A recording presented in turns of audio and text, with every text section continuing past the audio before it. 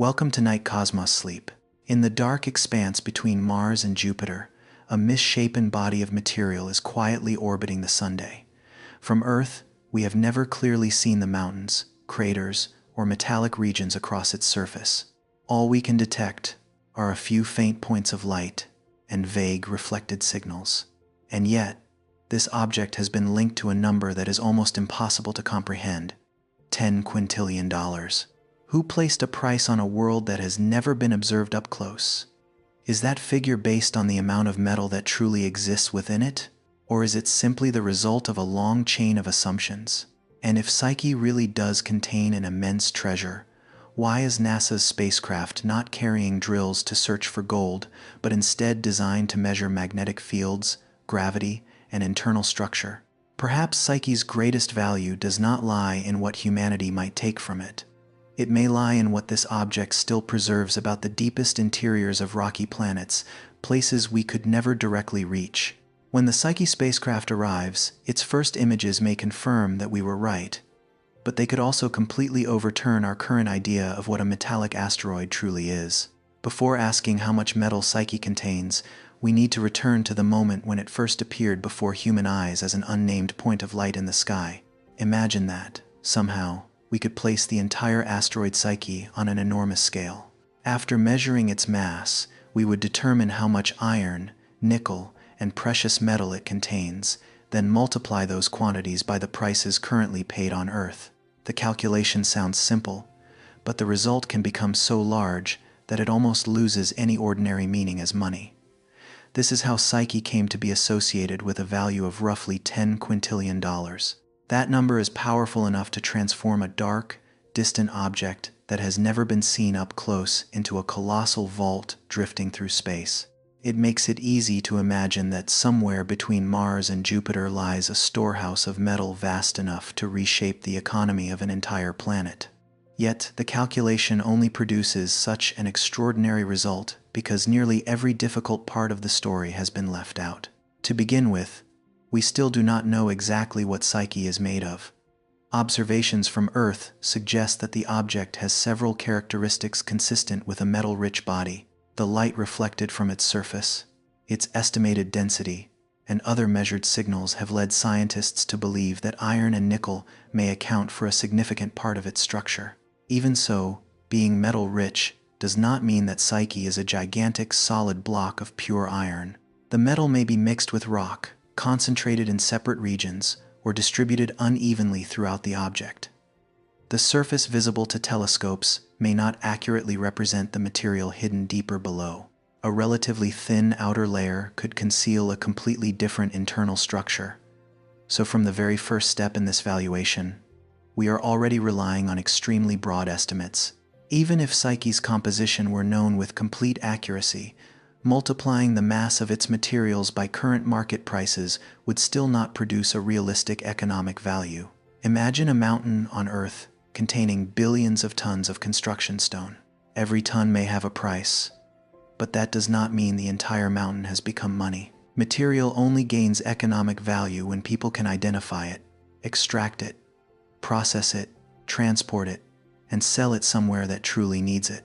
To turn stone within a mountain into a usable product, roads must be built, machinery must be brought in, rock must be broken apart, sorted, processed, and transported. Every stage requires energy, time, labor, and infrastructure. If the total cost exceeds the revenue, that mountain is no longer an attractive store of wealth. It is simply an enormous amount of material located somewhere difficult to reach. For Psyche, the distance and difficulty are far greater. No road leads to this asteroid, and there are no mines, refineries, storage facilities, or transportation systems waiting on its surface.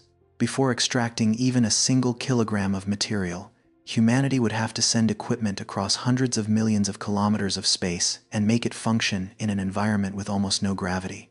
Those machines would also have to operate on a surface whose hardness, structure, and material distribution remain largely unknown. Once removed, the metal would need to be collected, processed, and transported to a place where it could actually be used.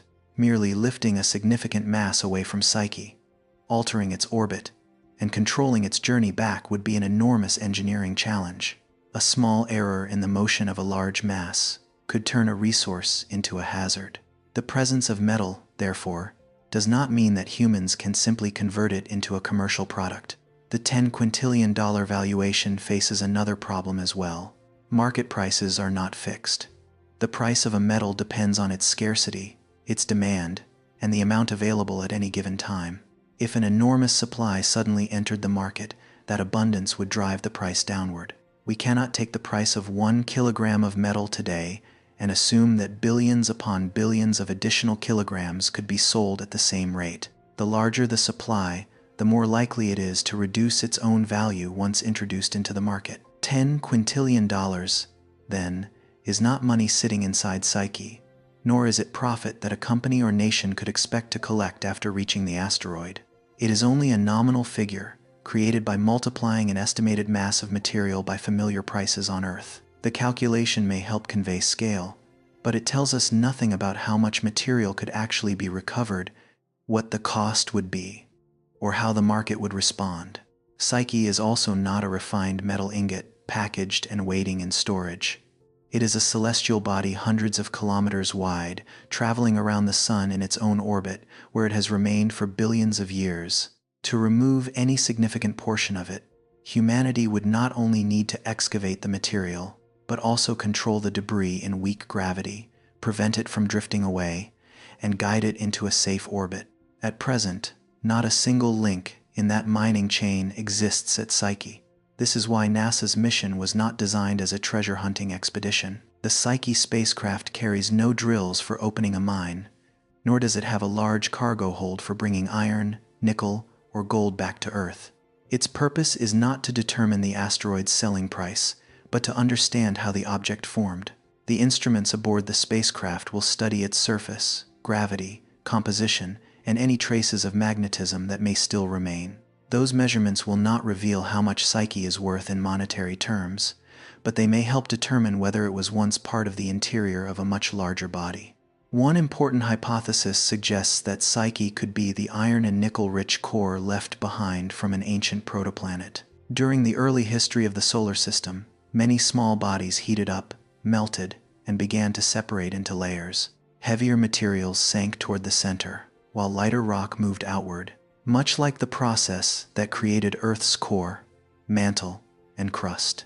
Earth's core lies thousands of kilometers beneath the surface, under temperatures and pressures that make direct access impossible. Most of what we know about it comes from seismic waves, magnetic fields, and physical models. If Psyche truly is the exposed core of an ancient body, it may allow scientists to observe a type of material that normally remains buried deep within rocky planets. In that case, Psyche would be more than a metal-rich object. It would be a doorway into the earliest stages of planetary formation.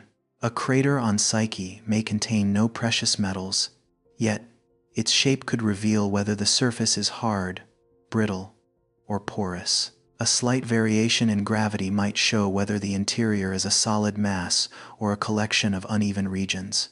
A faint magnetic signature could provide evidence that Psyche once contained moving, molten material. These findings would have no direct commercial value, but they could help us understand how rocky worlds are born and how they change over time.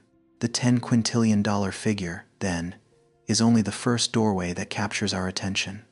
Once we step through it, the story is no longer mainly about money. It becomes a deeper question. What is Psyche really? The spacecraft may confirm that this is a world containing an unusually large amount of metal, but it may also discover more rock than expected, or find that the metal is distributed in a far more complex way. If so, our entire image of a metallic asteroid may need to be reconsidered. If the $10 quintillion number cannot tell us what Psyche truly is, then we must return to the earliest clues ever noticed by human observers. Long before spacecraft, magnetic maps, or gravity measurements, astronomers saw Psyche only as a tiny point of light among countless stars. So how did they begin to realize that this distant speck might be unusual? On the 17th of March 1852, Italian astronomer Annibale de Gasparis was observing the sky from the Capodimonte Observatory in Naples when he noticed a point of light that did not match the position of any known star. Through a 19th century telescope, the object did not appear as a world with a shape, a surface, or a horizon. It was only a tiny, faint speck, almost indistinguishable from the thousands of stars around it. The only thing that made it remarkable was that this point of light did not remain still. Over several nights, it slowly shifted against the background sky, revealing that it was not a distant star, but an object moving within the solar system. The newly discovered object was named 16 Psyche. The number 16 had nothing to do with its size, mass, or orbital position.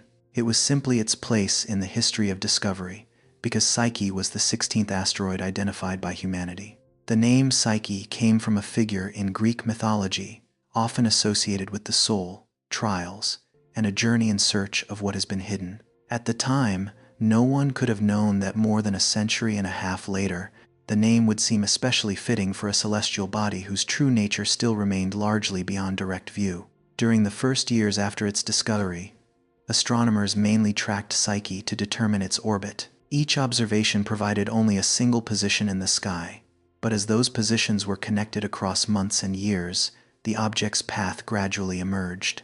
Psyche travels through the main asteroid belt, the vast region of space between the orbits of Mars and Jupiter.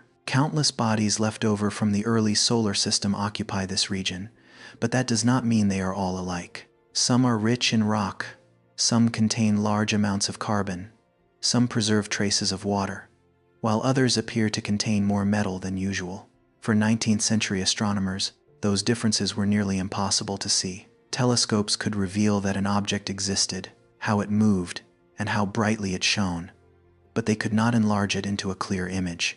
Psyche remained only a point of light, no matter how large the telescope became or how long the observations continued. Its immense distance compressed the entire world into a single speck. No one could see a crater, a cliff, or any distinct bright or dark region across its surface. Yet even a point of light can carry far more information than its appearance suggests. When astronomers measured Psyche's brightness continuously over many hours, they noticed that the light did not remain constant. Instead, it rose and fell in a repeating cycle. At times, the object reflected more light, then it dimmed before brightening again. This variation revealed that Psyche was rotating, bringing different parts of its surface into view from Earth. Psyche's light curve can be imagined as the glow of a lighthouse seen from very far away. An observer cannot see the entire tower, but the intensity changes each time the lamp turns. From this rhythm of brightness and darkness, scientists can estimate the object's rotation rate and part of its shape. If Psyche were a perfectly round sphere with a uniform surface, its brightness would change very little. But the recorded variations suggested an irregular shape, with different regions reflecting light in different ways. As Psyche rotates, a longer or brighter side may face Earth, increasing the amount of reflected light. When a narrower or darker region turns toward us, the object appears dimmer. Through generations of observations, astronomers gradually constructed the first models of its shape. Psyche was not a perfect sphere, but a distorted mass that may contain numerous raised and sunken regions, along with scars left by impacts in the distant past. The light curve also revealed that Psyche's surface is not uniform. Some regions may reflect light more strongly than others, though brightness alone cannot explain the cause. A brighter area might contain more reflective material, have a smoother surface texture, or simply be tilted at a more favorable angle toward the sunday. This is one of the first limitations of remote observation. The same signal can be produced by many different causes. As spectroscopy advanced, scientists gained another narrow window through which to study Psyche. Instead of measuring only how bright the object appeared, they began separating its reflected light into different wavelengths. White light passing through a prism divides into a spectrum of colors, but within that spectrum are regions where certain wavelengths are absorbed more strongly or weakly. Different substances interact with light in distinctive ways, producing signatures much like fingerprints. When a mineral absorbs particular wavelengths, that signature may appear in the spectrum of reflected light. By comparing Psyche's spectrum with samples of rock and metal studied in laboratories, scientists began searching for materials that might exist on its surface. The results showed characteristics consistent with a body containing a significant amount of metal, while also revealing signs associated with silicate minerals. This information was important because it made the picture of Psyche more complex. If the object were simply a pure mass of iron and nickel, its spectrum might be more straightforward. But the silicate signatures suggested that at least part of its surface could contain rock, or that metal and rock might be mixed together. This did not rule out the possibility that Psyche was metal-rich, but it showed that the phrase, metallic world, should not be understood as a completely pure sphere of iron. Spectroscopy cannot see deep into the interior. It mainly reveals how light has interacted with material very close to the surface. A thin layer of dust, fragments created by impacts, or material deposited from elsewhere can all alter the signal. If a celestial body has been struck repeatedly, its surface may become a mixture of materials from different origins. Spectroscopy therefore provides clues about composition, but it cannot determine by itself what the entirety of Psyche is made of. Another method comes from radar. From Earth, scientists transmit radio waves towards Psyche and wait for the reflected signals to return. The process is much like calling into a dark cave and listening for the echo. Even without seeing the walls inside, it is possible to learn something about their distance, shape, and physical properties from the way the sound returns. In some regions of Psyche, radar signals reflect more strongly than they do from many rocky asteroids. Metal is highly effective at reflecting radar waves, so this result strengthened the idea that the surface may contain a high concentration of metallic material. However, strong radar reflections can also be influenced by roughness, structure, surface angle, and the way the material is distributed. A rugged surface may produce a different signal from a smooth one, even when their chemical compositions are similar. Radar, therefore, does not provide a single definitive answer. It is more like an echo suggesting that something in the darkness is hard, strongly reflective, or unusually structured. When combined with spectroscopy, light curves, and estimates of density, the picture of a metal-rich body becomes more convincing. Yet every measurement still carries its own uncertainty, and none can replace direct observation. Thermal measurements added another perspective. As Psyche receives sunlight, its surface absorbs energy and later releases it as thermal radiation. By observing how quickly the object warms and cools, scientists can infer some of the properties of its uppermost layers. A surface covered in fine dust stores and transfers heat differently from solid rock or metal. If the surface heats rapidly and then cools just as quickly, it may be covered in loose material with low thermal conductivity. If heat remains longer and travels deeper, the material beneath may be denser or more conductive.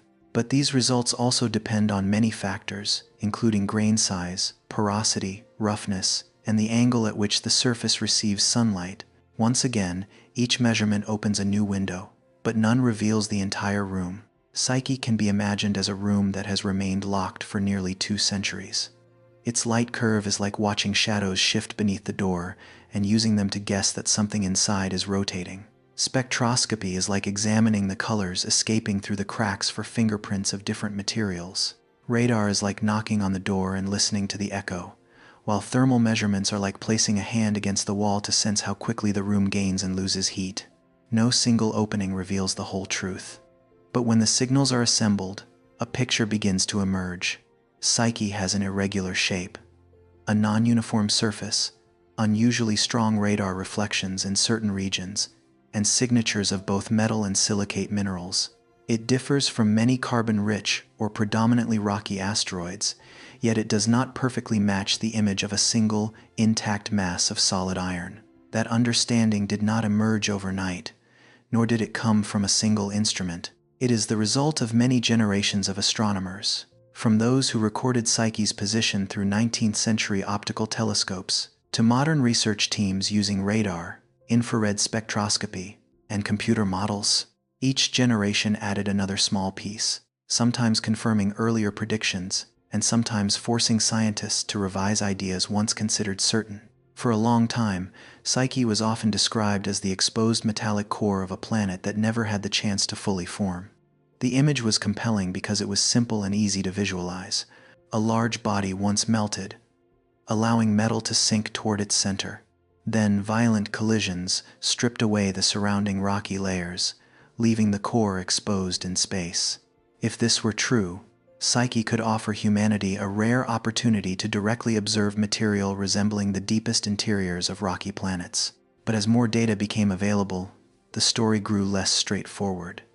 Psyche's estimated density appears lower than expected for a completely solid mass of iron. Spectroscopic observations reveal the presence of silicate rock, while thermal and radar data suggest that the surface may be porous, uneven, and different from one region to another. This opens several possibilities. Psyche may be an incomplete metallic core, a body composed of a mixture of rock and metal, or the product of repeated collisions and reassembly. An object can contain a large amount of metal without being an intact core. During the early solar system, small bodies repeatedly collided, broke apart, and came together again. Metal could become mixed with rock. Fragments from different depths could end up beside one another, and the surface could be buried beneath a thick layer of loose debris. Psyche may therefore resemble a complex geological record more than a core that has been cleanly stripped bare.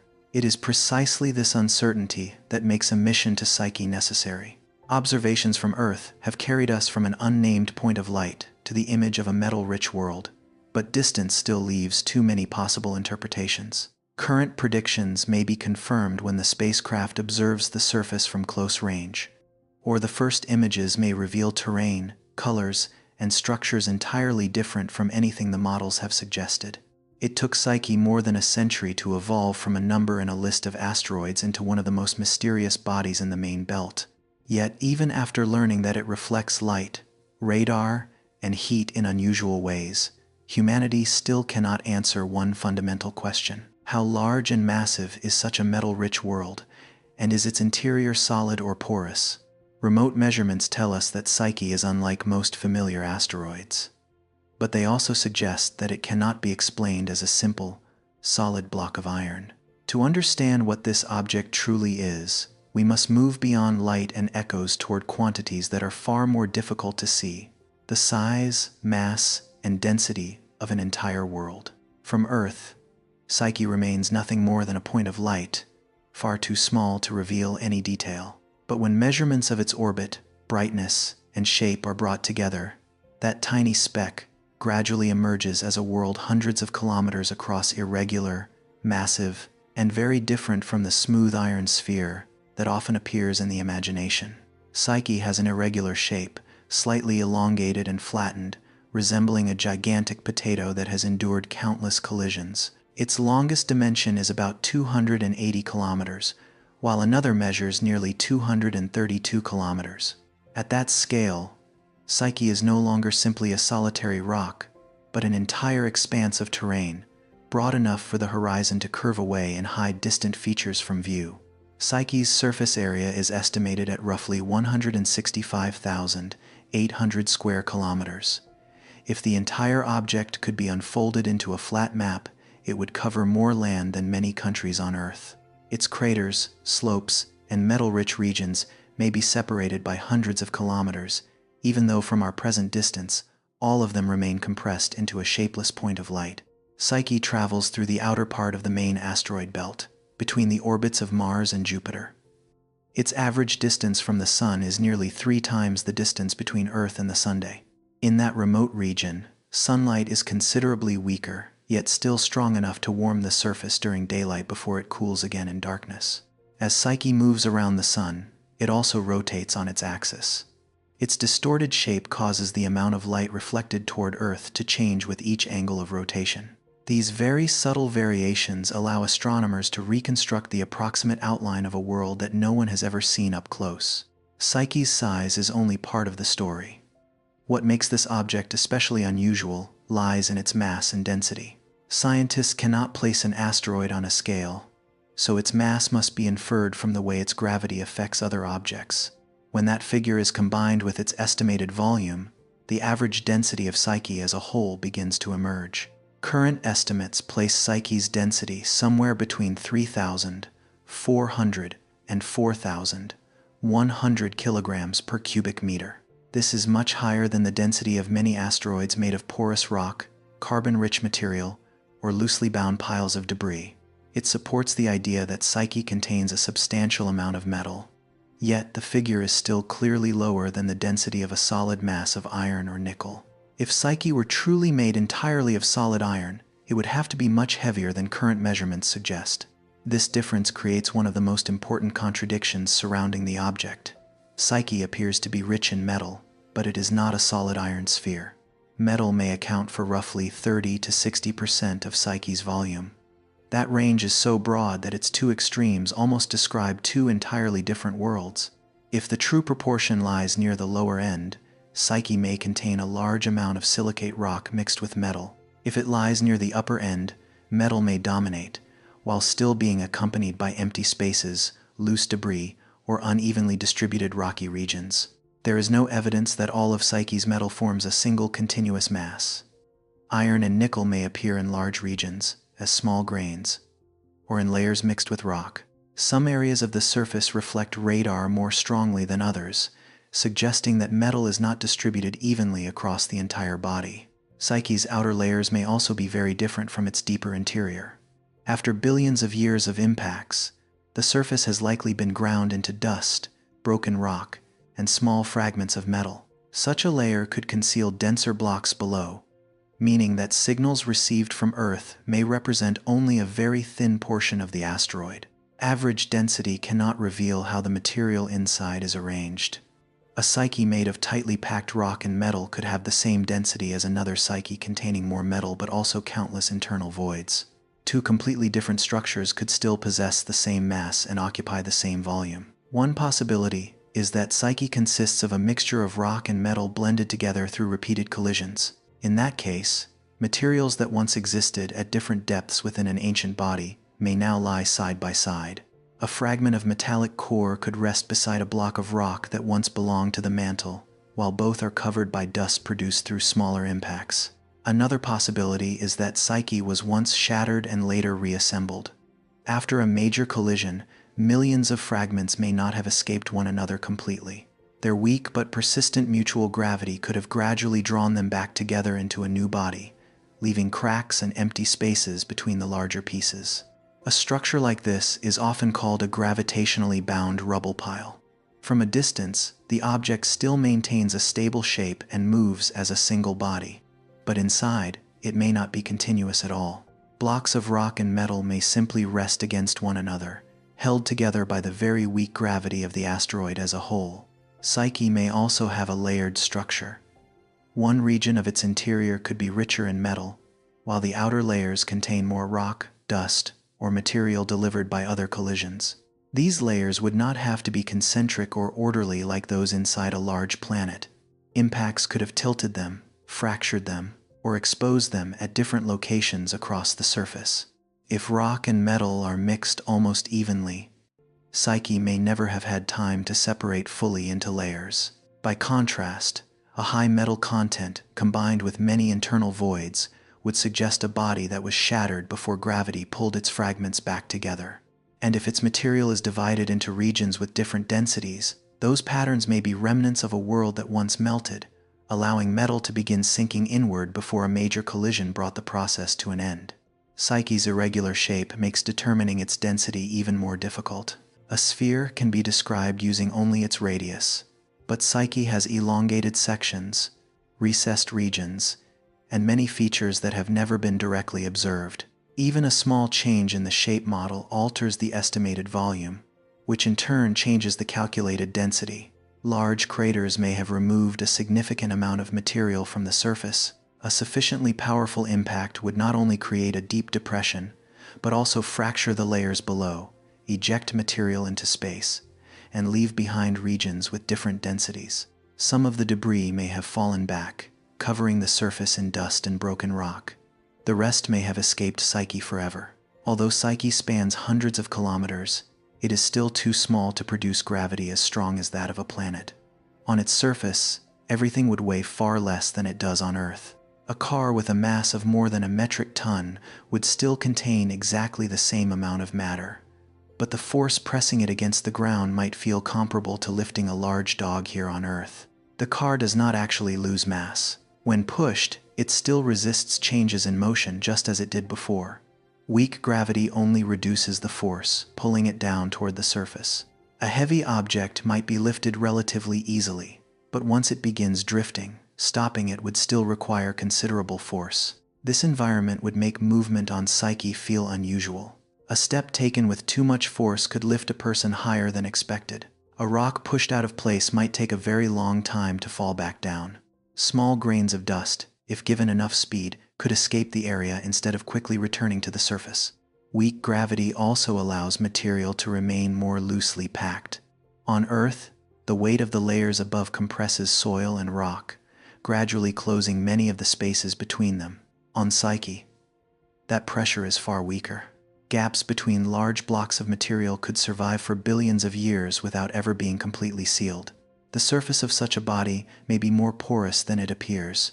Beneath a thin layer of dust, fragments of rock and metal may be resting on top of one another, while deeper below lie larger fractured masses. A lander sent there in the future might encounter a surface as hard as stone, or a loose layer of material into which its landing legs could sink. The metal on Psyche would not necessarily be shiny. Iron and nickel have remained exposed to space for billions of years, continuously subjected to solar radiation, high-energy particles, and microscopic impacts. The surface may have darkened, fractured, or become covered in dust, making the metal almost impossible to recognize with the naked eye. The first images from the spacecraft may therefore reveal nothing resembling a world made of steel. Psyche could appear in shades of dark gray, pale brown, or other very subtle colors. Its composition will not be determined by color alone, but through spectroscopy, gravity, magnetism, and the way its surface responds to heat. It is precisely Psyche's lower density compared with solid iron that makes it even more intriguing. An intact mass of metal would be an important discovery, but its history would be relatively simple to tell. A world made of metal, rock, dust, and empty spaces would preserve evidence of far more events: melting, differentiation, collisions, material loss, and perhaps even reassembly. Each region of Psyche may belong to a different stage of its past. A metal-rich area may once have existed deep inside a larger body. A rocky layer on the surface could be a remnant of the mantle, or material deposited from elsewhere after an impact. Internal voids may mark the moment when fragments came back together but were never compressed into a completely solid body. The Psyche spacecraft will search for tiny variations in gravity as it orbits the asteroid. If one region below the surface contains more metal, its gravitational pull may be slightly stronger. If large voids exist inside, or if the material is distributed unevenly, the spacecraft's orbit will also shift in very small but measurable ways. A magnetic field, if any ancient trace remains, would open another window into Psyche's history. A body that once contained moving molten metal may have generated a magnetic field in the past. As the material cooled, certain minerals could have preserved the direction of that field. Detecting such a signature would strengthen the possibility that Psyche once formed part of the interior of a differentiated world.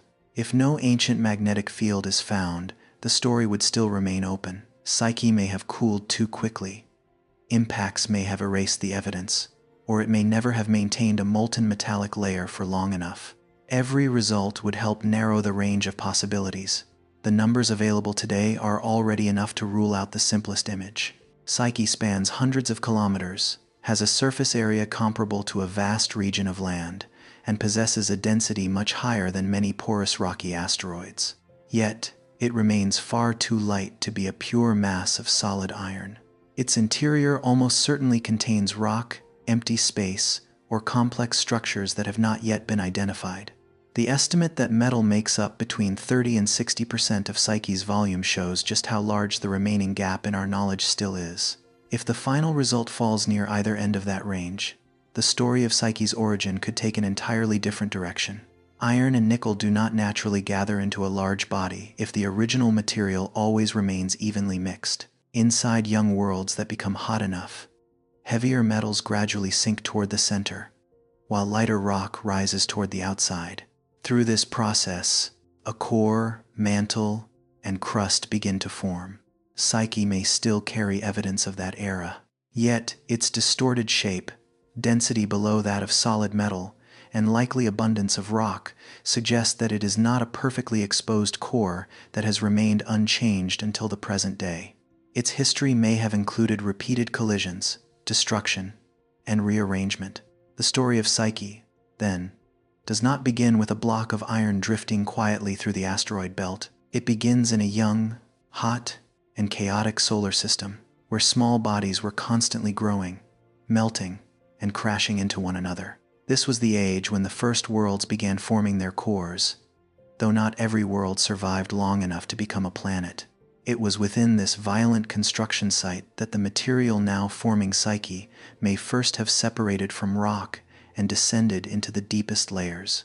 More than 4 billion years ago, the solar system was a chaotic region of space. The young sun had only recently formed at its center, surrounded by a vast disk of gas and dust that had not yet settled.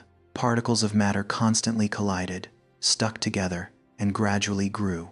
Many bodies were destroyed soon after they appeared, but others survived long enough to continue gathering rock, metal, and dust along their paths. From particles smaller than grains of sand, clusters of material slowly developed into rocks, then into celestial bodies, tens or hundreds of kilometers across. These were called planetesimals, primitive worlds suspended somewhere between cosmic dust and fully formed planets. Most of them disappeared long ago. They were shattered, absorbed into larger bodies, or thrown out of the regions where they first formed. Yet these objects laid the foundation for Earth, Mars, and the rocky planets we see today. From the outside, a planetesimal may have appeared to be nothing more than a cold, dark, misshapen mass of rock. Deep inside, however, its temperature was steadily rising. The heat came from several sources, all active while the solar system was still very young. Every collision carried kinetic energy. When two masses of rock crashed into one another, that energy did not disappear. It was converted into heat, warming and sometimes melting the material around the impact site. New layers of matter continued to accumulate on the surface, adding pressure to the material buried below. Although this compression could not compare with the pressure inside Earth today, it still helped trap heat within a rapidly growing body. An even more important source of energy may already have been present within the rock and metal. The early solar system contained radioactive isotopes with relatively short lifetimes. As they decayed, they released heat into their surroundings. Planetesimals that formed early preserved more of these isotopes, allowing their interiors to heat intensely, even while their surfaces continued radiating energy into space. Size partly determined the fate of each body. A mass of rock that was too small would lose heat quickly, much like a hot pebble cooling in cold air. Once its diameter reached tens or hundreds of kilometers, however, the distance from the center to the surface became large enough to prevent heat from escaping easily. Energy remained trapped for longer, raising internal temperatures until minerals began to soften and eventually melt. Melting did not usually occur evenly. Deep regions might become liquid first, while the outer layers remained solid. Pockets of hot material appeared among rock that had not yet melted, gradually connecting as temperatures continued to rise. In bodies that retained enough energy, much of the interior could become soft, ductile, or completely molten. At that point, the material was no longer locked into its original structure. Metal and rock began to move under the influence of gravity. Iron and nickel are denser than most silicate minerals. While everything remained solid, these materials stayed mixed together and could not travel very far. In a molten environment, however, heavy droplets of metal gradually separated from the rock, merged into larger masses, and sank downward. They could pass through fractures, flow along weakened regions, or move through softened silicate like drops of dense liquid falling through a heated container. This process did not necessarily happen quickly. Where the material was only partially molten, metal had to work its way through a network of rock that remained solid. Hotter regions allowed iron and nickel to move more easily, forming streams or large pockets of metal. Over time, the heavier material became increasingly concentrated near the center. The lighter silicates were displaced toward the outside. As the body gradually cooled, its outer layers solidified first, forming a rocky crust. Beneath it lay a thicker region of silicate, while metal accumulated at the greatest depth. From an initially mixed mass of material, the young world separated itself into regions with different compositions and densities. This separation is known as planetary differentiation. The closest familiar image is a container filled with molten material made of several components. Heavier particles slowly descend, while lighter material remains above them. Inside a planetesimal, that container was hundreds of kilometers wide, and the sinking and rising occurred at temperatures high enough for rock to lose its familiar solid form. The gravity of these small worlds was far weaker than Earth's, but it acted continuously. As long as the material was soft enough and the difference in density was large enough, iron and nickel would gradually move deeper. The larger the body, the longer it could retain heat, giving differentiation more time to progress. In some bodies, metal may only have had time to gather into separate regions before the interior cooled. Elsewhere, temperatures remained high long enough for those regions to merge into a distinct core. These differences meant that planetesimals did not all develop the same internal structure, even when they formed from similar starting materials. Once a metallic core appeared, it did not necessarily solidify immediately. The surrounding rock acted like an insulating blanket, allowing the metal to remain molten for a long time. Motion within this electrically conductive metallic layer, combined with the rotation of the body, may have generated a magnetic field. That magnetic field weakened as the heat source faded and the core solidified. Even after the internal engine had stopped, traces of it could sometimes remain preserved within minerals. Particles that cooled under the influence of the magnetic field might retain a preferred orientation, like tiny compass needles locked inside stone. Billions of years later, instruments sensitive enough may still be able to detect this magnetic memory. Earth once passed through a similar stage of differentiation, though on a much larger scale. Heavy metals sank toward the center. Silicates formed the mantle and crust, and lighter substances continued moving upward. That structure remains today, even though humanity has never directly observed the deepest part of the planet. Earth's core begins at a depth of nearly 3,000 kilometers. The deepest borehole humans have ever drilled has penetrated only a tiny fraction of the crust. The farther downward we go, the more temperature and pressure increase, making direct access nearly impossible with present-day technology. Our knowledge of the core therefore comes from indirect signals. Seismic waves change speed and direction as they pass through different layers of material. The planet's mass tells us that a highly dense region must exist inside. Earth's surrounding magnetic field reveals that electrically conductive metal is still moving at great depth. We know the core exists, but we have never seen its surface. No one knows exactly what a region of metal once buried deep inside a planet would look like after being exposed to space. How it would fracture as it cooled, how it would react to radiation, and what kinds of terrain it would develop after billions of years of impacts are questions that remain difficult to answer from Earth. Psyche is compelling because it may offer another path. If this object contains part of the core of an ancient planetesimal, the spacecraft may have an opportunity to observe a type of material normally buried beneath thick layers of rock. Instead of drilling through an entire planet, humanity would only need to approach a remnant that history itself may have accidentally exposed. Even so, the description of Psyche as an exposed planetary core is not yet a conclusion. Its origin depends on a long series of details that remain unknown, beginning with the size of the original body. A world only slightly larger than Psyche is today may not have retained enough heat to melt completely. In that case, metal would have concentrated only in localized areas, creating iron-rich regions interspersed with rock that never fully differentiated. Present-day Psyche would then be the remnant of an unfinished process, rather than a complete core stripped of its outer layers. If its parent body was once much larger, however, the past would look very different. Its interior may have melted extensively, allowing iron and nickel to gather at the center. A rocky mantle and crust would have formed around it, producing a structure much like a miniature planet. Psyche, as we see it today, would then represent only the deepest portion left behind after most of the surrounding rock was removed. The extent of melting also remains uncertain. Complete melting would allow metal to separate from silicate relatively thoroughly. But if the heat was only sufficient to soften part of the interior, the downward movement of metal could have been interrupted, leaving isolated metallic pockets instead of a single core. The timing of cooling would have further altered the final outcome.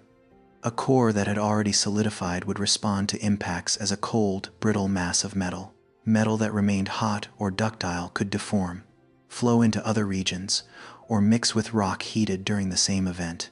Impacts do not only destroy, their energy can also reheat material that has already cooled, creating localized zones of melting. The rock and metal may then solidify again, preserving structures entirely different from those formed during the first period of heating. Psyche may therefore carry evidence of several thermal stages.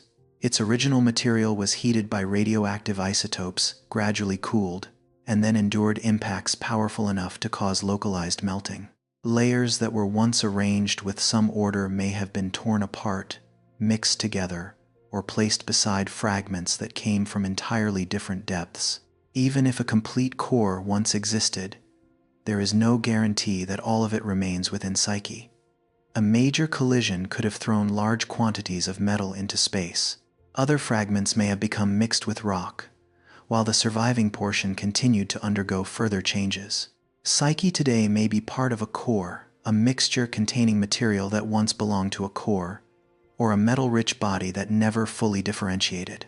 All three possibilities are consistent with some of the available observations, but each predicts a different internal structure. A relatively intact core would have a more concentrated distribution of mass. A body reassembled from many fragments would be more likely to contain internal voids and uneven regions of material. A mixture of rock and metal, meanwhile, could produce complex variations across the surface, where strong radar reflections might appear beside areas rich in silicates. Observations from Earth are not yet powerful enough to clearly distinguish among these possibilities. Spectroscopy mainly reflects material very close to the surface. Radar is influenced by composition, roughness, and surface structure. Average density tells us how massive Psyche is for its volume, but not whether the metal lies at the center, is concentrated in separate regions, or is mixed throughout the rock. The Psyche mission was designed to narrow these gaps in our understanding. Tiny changes in the spacecraft's orbit will reveal how mass is distributed inside the asteroid. A magnetometer will search for traces of an ancient magnetic field. Cameras will record craters, fractures, and landforms, while a spectrometer maps regions with different compositions. Together, these measurements will show how far differentiation had progressed before the original body was transformed. Psyche may preserve a moment when metal had only begun separating from rock, or it may be the surviving remnant of a world that completed the formation of its core before being destroyed. Earth remained geologically active for billions of years, burying or reworking many traces of its earliest history. A small planetesimal may have cooled much sooner, preserving transitional stages that larger planets no longer reveal. It is precisely this unfinished state that makes Psyche such a valuable record of the era of planetary formation. On its present surface, a metal-rich region may once have existed near the center of another world. A band of rock beside it may have originated in the mantle. Materials once separated by tens of kilometers could have been placed side by side by violent collisions, creating a geological picture that is chaotic but rich in information. Through Psyche, a planetary core may become more than a dark region inferred from seismic waves. It may possess craters, slopes, fractures, and layers of material, each shaped by its own history. What the spacecraft discovers will not be a perfect copy of Earth's core, but it may reveal how metallic material gathered, cooled, and responded after the world surrounding it disappeared. The difficulty is that metallic cores are usually buried very deeply. Once iron and nickel sink inward, the mantle and rocky crust surround them. Natural differentiation does not bring the core to the surface. It hides it even more completely. Psyche could not have become a metal-rich world simply because a core formed. The rock that once lay above it had to be removed, mixed, or shattered by a mechanism powerful enough to alter the structure of an entire body hundreds of kilometers across. Its outer layers may have been stripped away gradually through repeated collisions, or destroyed during a single, exceptionally violent event. It is also possible that the core shattered along with the rest of the body, after which metal-rich fragments came together to form the Psyche we see today. Whatever path its history followed, the world that once surrounded the core did not remain intact. To understand how Psyche came to exist in space with such a large amount of metal, the journey must continue into the most violent period of its past. A metallic core does not emerge into the light on its own. Before it could be exposed, the world that once concealed it had to endure almost total destruction. Heavy metals usually sink deep inside a celestial body as it heats up and separates into layers. Once a core forms, silicate rock surrounds it like a thick mantle, sealing the iron and nickel-rich material away from space. Psyche could therefore have become the metal-rich world we see today only after its history took an unusual turn. The best-known hypothesis begins with a planetesimal, larger than present-day Psyche. This body formed early in the history of the solar system, gathering enough material and heat for its interior to soften or melt. Iron and nickel gradually sank toward the center, while lighter silicates formed a mantle and rocky crust around the outside. Its structure may have resembled a miniature planet, even though it was only a tiny fraction of Earth's size. That stability did not last. The young solar system contained countless objects moving along unsettled orbits. Planetesimals repeatedly approached one another, changed direction under the influence of gravity, and collided at speeds capable of fracturing rock, melting material, or blasting it away from the surface. Most of these young worlds did not survive this era intact. Psyche's parent body, if it once existed, may have endured a series of collisions. Not every impact would have struck directly through the center. Glancing blows could have swept across the outer regions, carrying away material from the crust and mantle while leaving the deeper interior behind. After many such events, the amount of silicate rock surrounding the core may have gradually diminished, exposing more and more of the metal-rich material within. This process would not have resembled peeling an orange by hand. Every impact would have shaken, fractured, and heated the surface. Rock would have been thrown in many directions. Material moving fast enough would escape the body entirely, while slower fragments might fall back. These returning pieces could cover newly exposed metal, mixing material from the outer layers with regions that had once existed deep inside. After a long series of such events, the surviving remnant would hardly have been a clean, smooth core. Its surface would contain rock, dust, metal, once molten material that later solidified, and countless fragments pulled back by gravity. Its shape would also become distorted because the body was no longer large or hot enough to reshape itself into a sphere. This is why the exposed core hypothesis can still be consistent with the presence of silicate minerals on Psyche. The observed rock does not necessarily disprove an origin within a core. It may be material that was never completely removed, debris that fell back after collisions, or fragments delivered by another celestial body. But an appealing story is not necessarily the correct one. Density measurements have weakened the image of Psyche as an intact core of solid iron. The asteroid is significantly lighter than a block of iron or nickel, occupying the same volume. To preserve the stripped core hypothesis, scientists must also explain where the rock is located, how the internal voids formed, and why the metal did not produce the dense structure predicted by the simplest model. It is also unclear whether collisions could remove most of the mantle while leaving behind a core as large as Psyche is today. An impact that was too weak would only create a crater and remove a small amount of material. One that was too powerful could shatter the core itself, scattering the metal into many fragments instead of leaving Psyche as one large body. The outcome between these two extremes depends on the angle and speed of impact, the size of the incoming body, whether the parent object was hot or cold, and the structure already present inside it. Changing only a few of these factors could shift the final result from stripping away the outer layers to destroying almost the entire world. The exposed core origin therefore remains an important hypothesis, but it no longer stands alone. Psyche may never have formed a complete core. Inside a planetesimal that melted only partially, metal could have begun separating from rock without having enough time or heat to gather fully at the center. Iron and nickel may have formed large pockets, metallic flows, or metal-rich regions surrounded by silicate. When the body cooled, this unfinished structure would have been preserved.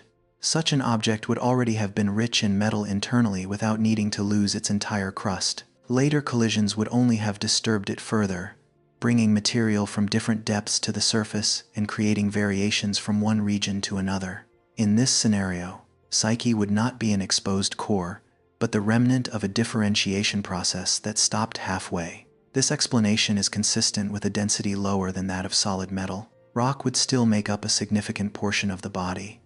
The metal would not be concentrated into a single mass, and the internal structure could vary greatly from place to place. Strong radar reflections in certain areas would also be easier to explain if metal-rich material were distributed unevenly. Yet, the incomplete differentiation hypothesis raises another question. Psyche would have needed to retain enough heat for metal to begin separating from silicate, but not remain hot long enough for a distinct core to form. The boundary between these two states depends on the body's original size, when it formed, and how many radioactive isotopes were present in its material. Those details remain unknown. Another possibility carries the story back to the disk of material surrounding the young sun, before planetesimals had even formed. The chemical composition of that disk was not identical everywhere. Temperature, pressure, and oxygen abundance changed with distance from the sun, causing metals and minerals to condense under different conditions. Psyche may have formed in a region where the original material was unusually rich in metal.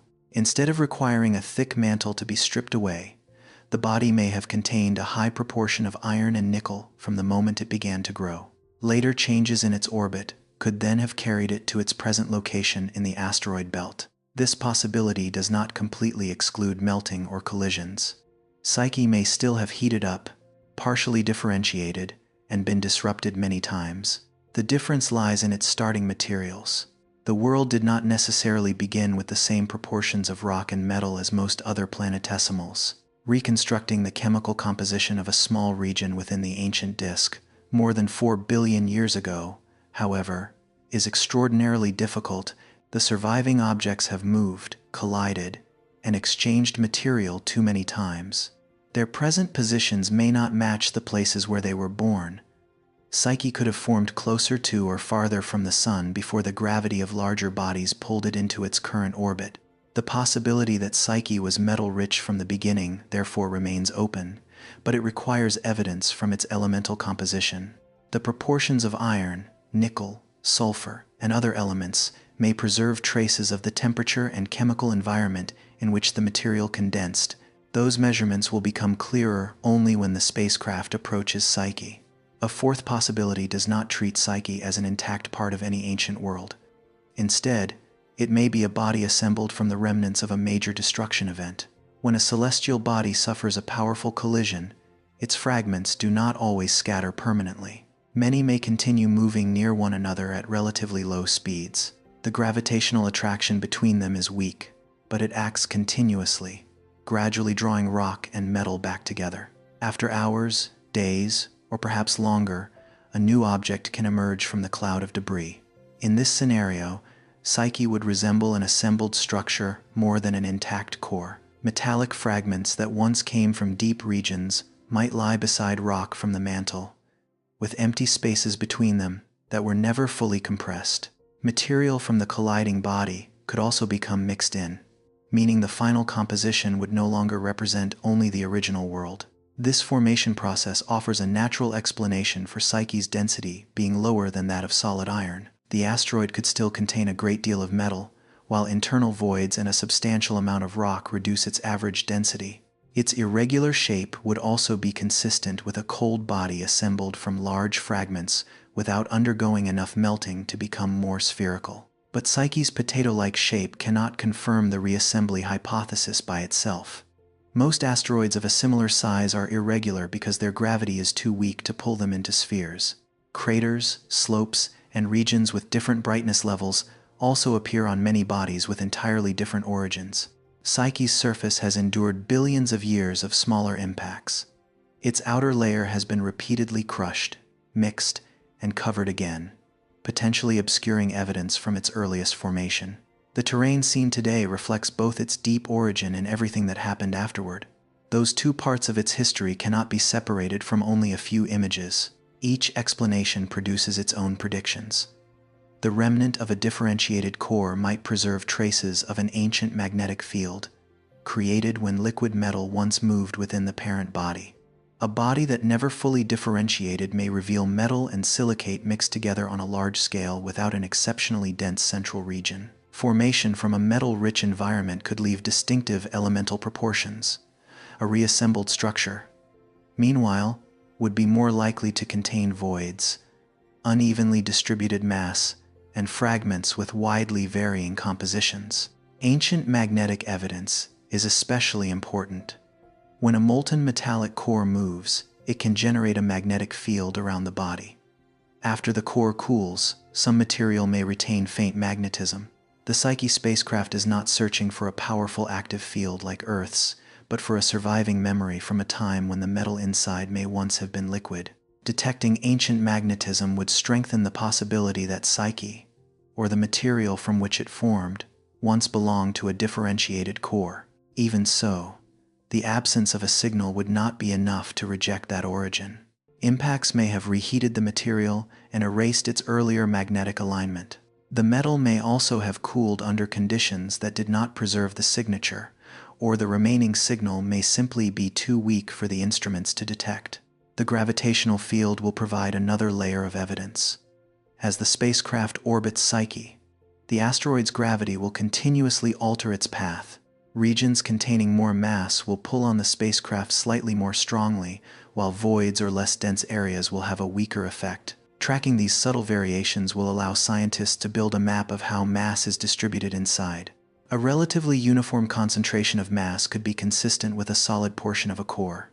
Large regional variations would point more strongly toward a mixed structure or a body reassembled from many fragments. Yet, gravitational data must also be combined with an accurate model of Psyche's shape, because a raised region on the surface produces a different effect from a depression even when the internal composition remains unchanged.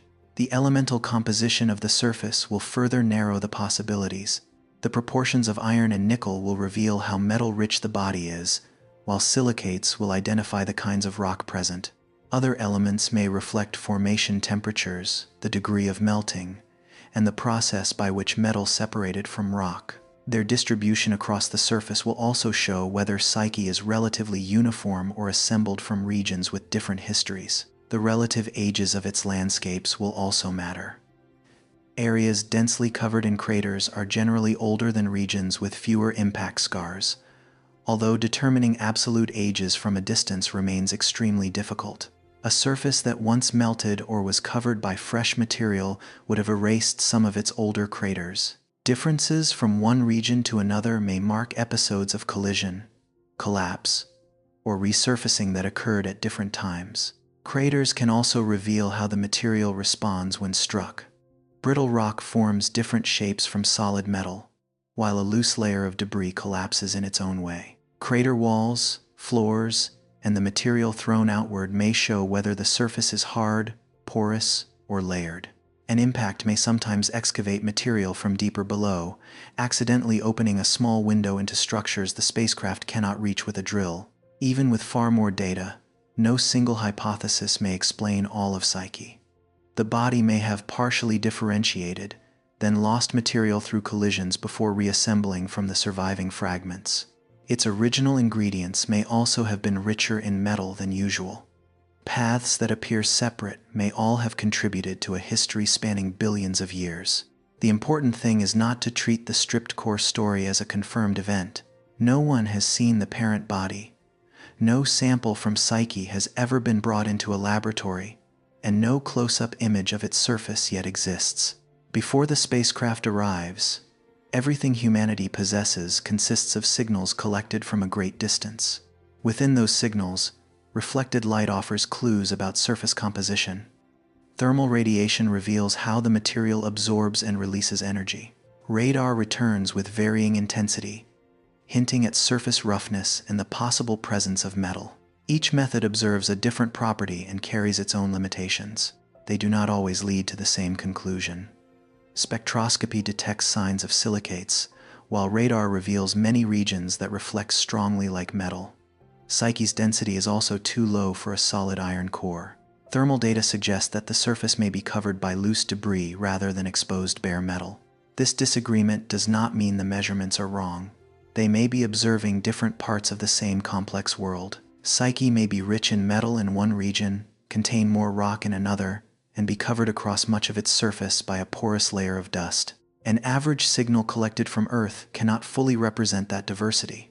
Before the Psyche spacecraft left the launch pad, scientists could not enter the locked room. They could only watch the light escaping beneath the door, feel heat passing through the wall, and listen to echoes from within. Those three kinds of evidence created the image of a metal-rich world while continuously making that image more complicated. Psyche may be the core of a planetesimal whose outer layers were stripped away. It may instead be a body that never fully differentiated, a world born in a region unusually rich in metal, or a mass of debris drawn back together by gravity after a collision. Its distorted surface alone cannot determine which path is correct. The answer lies in how the metal is distributed, how much mass is hidden beneath each region, what magnetic traces remain, and what different landscapes are made of. Until those direct measurements become available, light, heat, and radar remain the only three witnesses. But those three witnesses do not tell exactly the same story. For nearly 2 centuries after its discovery, Psyche remained beyond humanity's ability to observe directly. The distance was so great that even powerful telescopes could not transform it into a world with visible mountains, valleys, or distinct metallic regions. In observational images, the entire body, hundreds of kilometers across, usually occupied only a tiny patch of light. Even so, Psyche was not completely silent. Reflected light, escaping heat, and returning radar waves all carried traces of its surface. Its mass also left a gravitational influence on nearby objects.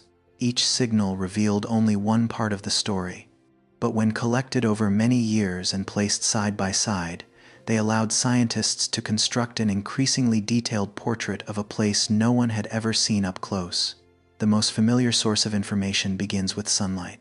When light reaches Psyche, some of it is absorbed, while the rest is reflected back into space. Telescopes on Earth collect that extremely faint light and separate it into different wavelengths. The resulting spectrum is not uniform. Some wavelengths are stronger, while others are reduced because materials on the surface have absorbed them. This pattern of absorption depends on the chemical and mineral structure of the material. Iron, nickel, silicates, and other compounds each leave their own signatures, though these are not always as clear as fingerprints. In laboratories, researchers shine light on metals, rocks, and meteorites whose compositions are already known. The spectrum of each sample is recorded and then compared with the signal from Psyche. Similarities help identify the groups of materials that may exist on its surface. Observations show that Psyche does not closely resemble asteroids composed mainly of silicates. Its signal is consistent with a metal-rich body, yet it also contains features associated with rocky minerals. This supports the image of a world containing substantial amounts of iron and nickel, but not a body made of pure metal. Spectroscopy is especially sensitive to material directly exposed to light. A few grains of dust, fragments of broken rock, or coatings formed after impacts can all affect the result. The deeper interior leaves almost no direct signature in reflected spectra because light does not travel through kilometers of material and then return to the telescope. A region with a metallic mass beneath it may still produce a rocky signal if its surface is covered in silicates. Conversely, an outer layer containing many metallic fragments could make the asteroid appear richer in metal than its true interior. Spectroscopy reveals which materials are present near the surface, but it cannot determine by itself how the entirety of Psyche is constructed. The condition of the surface also changes the signal. Very fine dust reflects light differently from solid rock. Solar radiation and high-energy particles can darken minerals over billions of years. Continuous microscopic impacts grind material into a fine layer of debris, causing the spectrum of an ancient surface to differ significantly from that of a freshly cut laboratory sample. Comparing spectra is therefore not simply a matter of finding two identical lines. Scientists must consider grain size, the degree of space weathering, illumination angle, temperature, and the possibility that several materials are mixed together. The final result is usually a range of possible compositions rather than the exact name of every mineral. Radar offers another way to observe Psyche. From Earth, radio waves are transmitted toward the asteroid. After reaching the surface, some of that energy is reflected back and collected by large antennas. The signals return time, strength, and changes in the reflected wave all contain information about the body. Metal generally reflects radar strongly. This property makes Psyche's radar signal an important piece of evidence, supporting the idea that its surface is rich in iron and nickel. Some regions return stronger echoes than those commonly seen from many rocky asteroids, suggesting the presence of material that may be more electrically conductive or denser. Strong radar reflection, however, is not caused by composition alone. A surface facing directly toward the transmitter returns a different signal from a slope tilted away from it. Jagged rocks, craters, large blocks, and layers of loose debris all scatter waves in different ways. Roughness on a scale comparable to the radar wavelength can strengthen the signal even when the material is not especially metal-rich. Conversely, a metallic region covered by a thick layer of dust may reflect more weakly than expected. Radar strength is therefore the combined result of composition, density, shape, and surface structure. The differences from one location on Psyche to another are also significant. Some regions reflect strongly, while others return weaker signals. This suggests that the surface is not uniform, but it does not reveal whether the variations come from metal, rock, roughness, or the angle of the terrain. A strong radar signal cannot be translated directly into the conclusion that the entire body is made of iron. Both light and radar depend on something being reflected from the surface. Heat tells a different story, revealing how the material receives energy and then releases it. While a region of Psyche faces the sun, its outer layer absorbs light and warms. When that area rotates into darkness, heat begins escaping into space. The rates of heating and cooling depend on the material's ability to store and transfer heat, along with the structure of the surface layer. Imagine placing a piece of metal, a stone, and a layer of sand beneath sunlight. After the same amount of time, they will not reach exactly the same temperature. When moved into shade, each will also cool at its own rate. Metal transfers heat quickly, solid rock responds differently, while porous sand tends to keep most temperature changes close to the surface.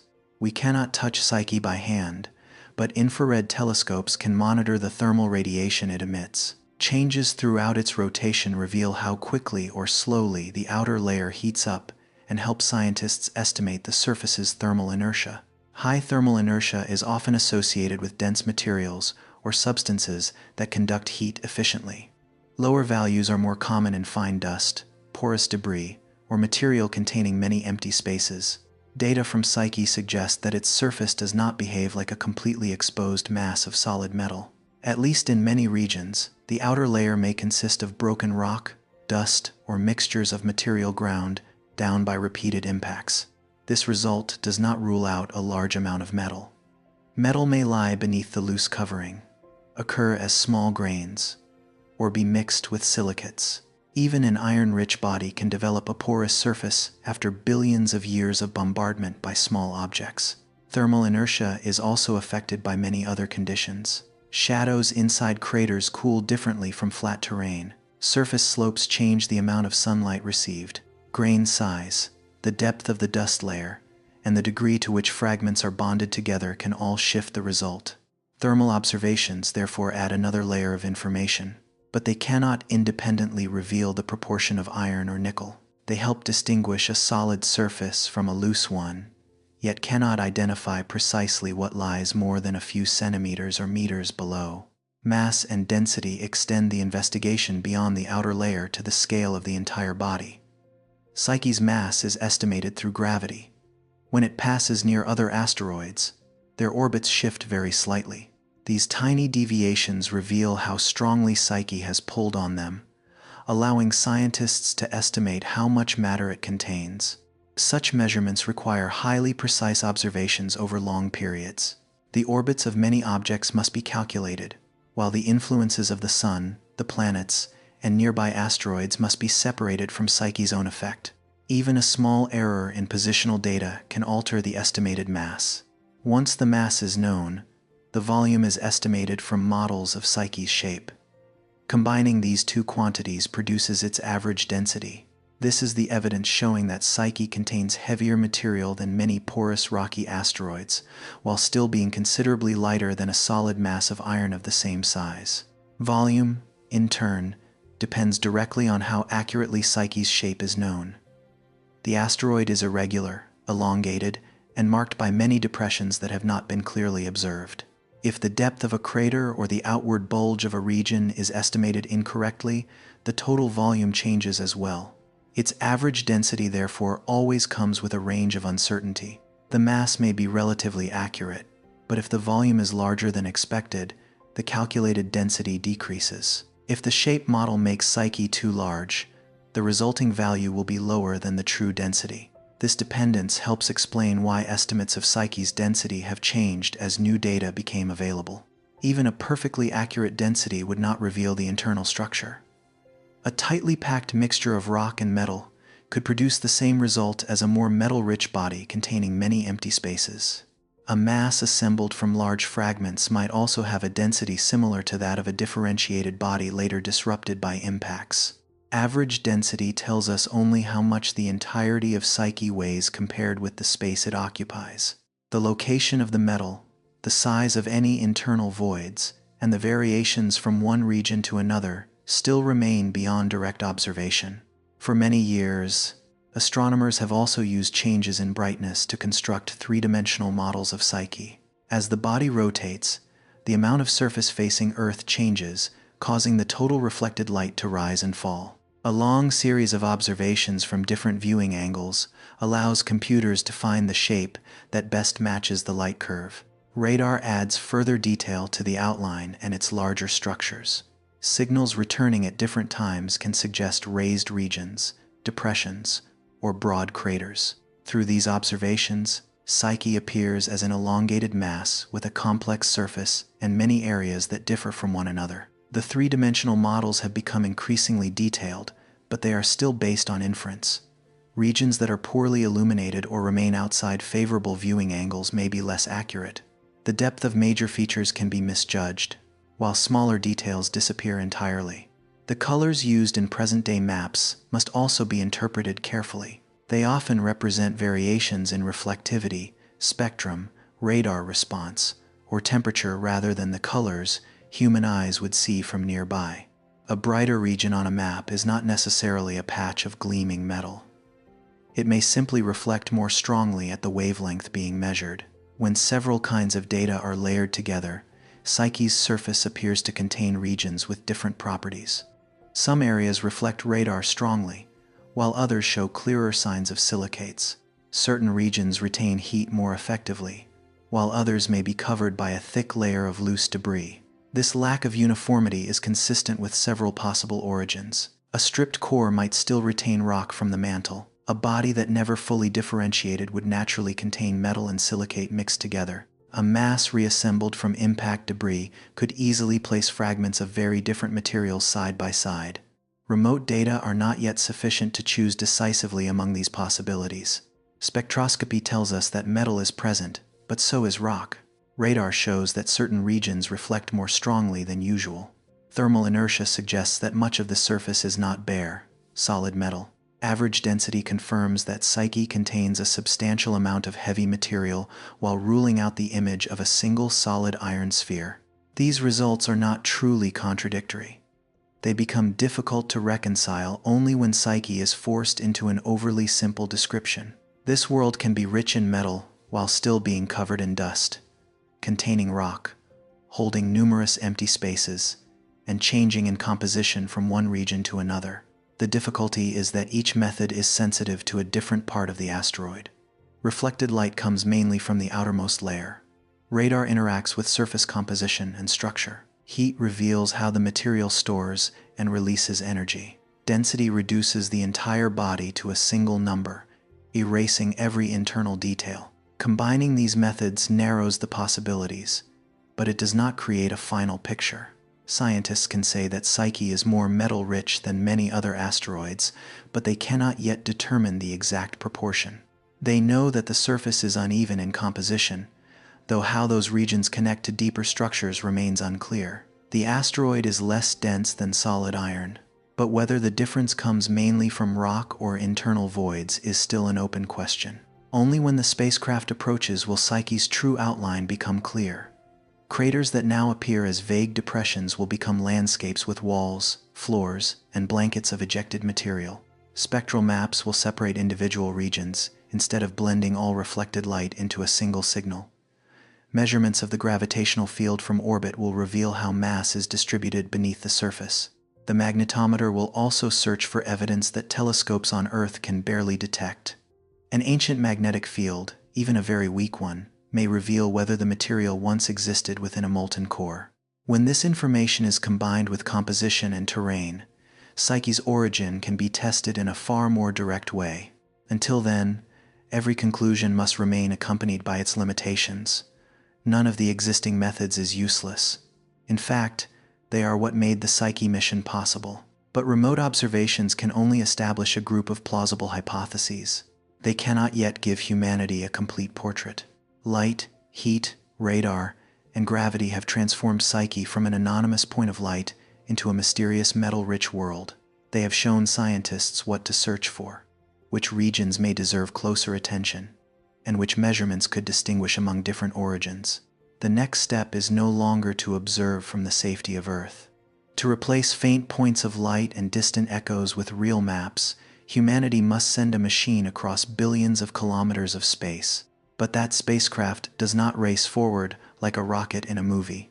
For most of its journey, it is pushed by a force smaller than the weight of a single battery resting in the palm of your hand. On the 13th of October 2023, the Psyche spacecraft left Earth aboard a Falcon Heavy rocket. During the first few minutes, the journey began with the familiar power of chemical engines. Fuel burned violently, generating enough thrust to lift the spacecraft from the ground, carry it through the atmosphere, and free it from the strongest part of Earth's gravitational pull. Once that task was complete, the rocket separated from the spacecraft. The rest of the journey would not continue through bursts of intense acceleration. Psyche shifted to a slower, gentler form of propulsion, one that was almost impossible to feel at any single moment. The spacecraft uses a solar electric propulsion system with 4 Hall effect thrusters, though only one operates at a time. Electricity from the solar arrays is used to ionize xenon gas, turning neutral atoms into electrically charged particles. An electric field then accelerates the stream of ions and ejects them backward at extremely high speed. Each xenon particle leaving the thruster carries a small amount of momentum. The reaction pushes the spacecraft forward. The ionized gas produces a faint blue glow, unlike the brilliant flame behind a chemical rocket. It is slender, quiet, and generates only a very weak force. The difference lies in how long the engine can operate. Chemical engines release enormous amounts of energy over a few minutes, making them ideal for leaving the ground or changing velocity quickly.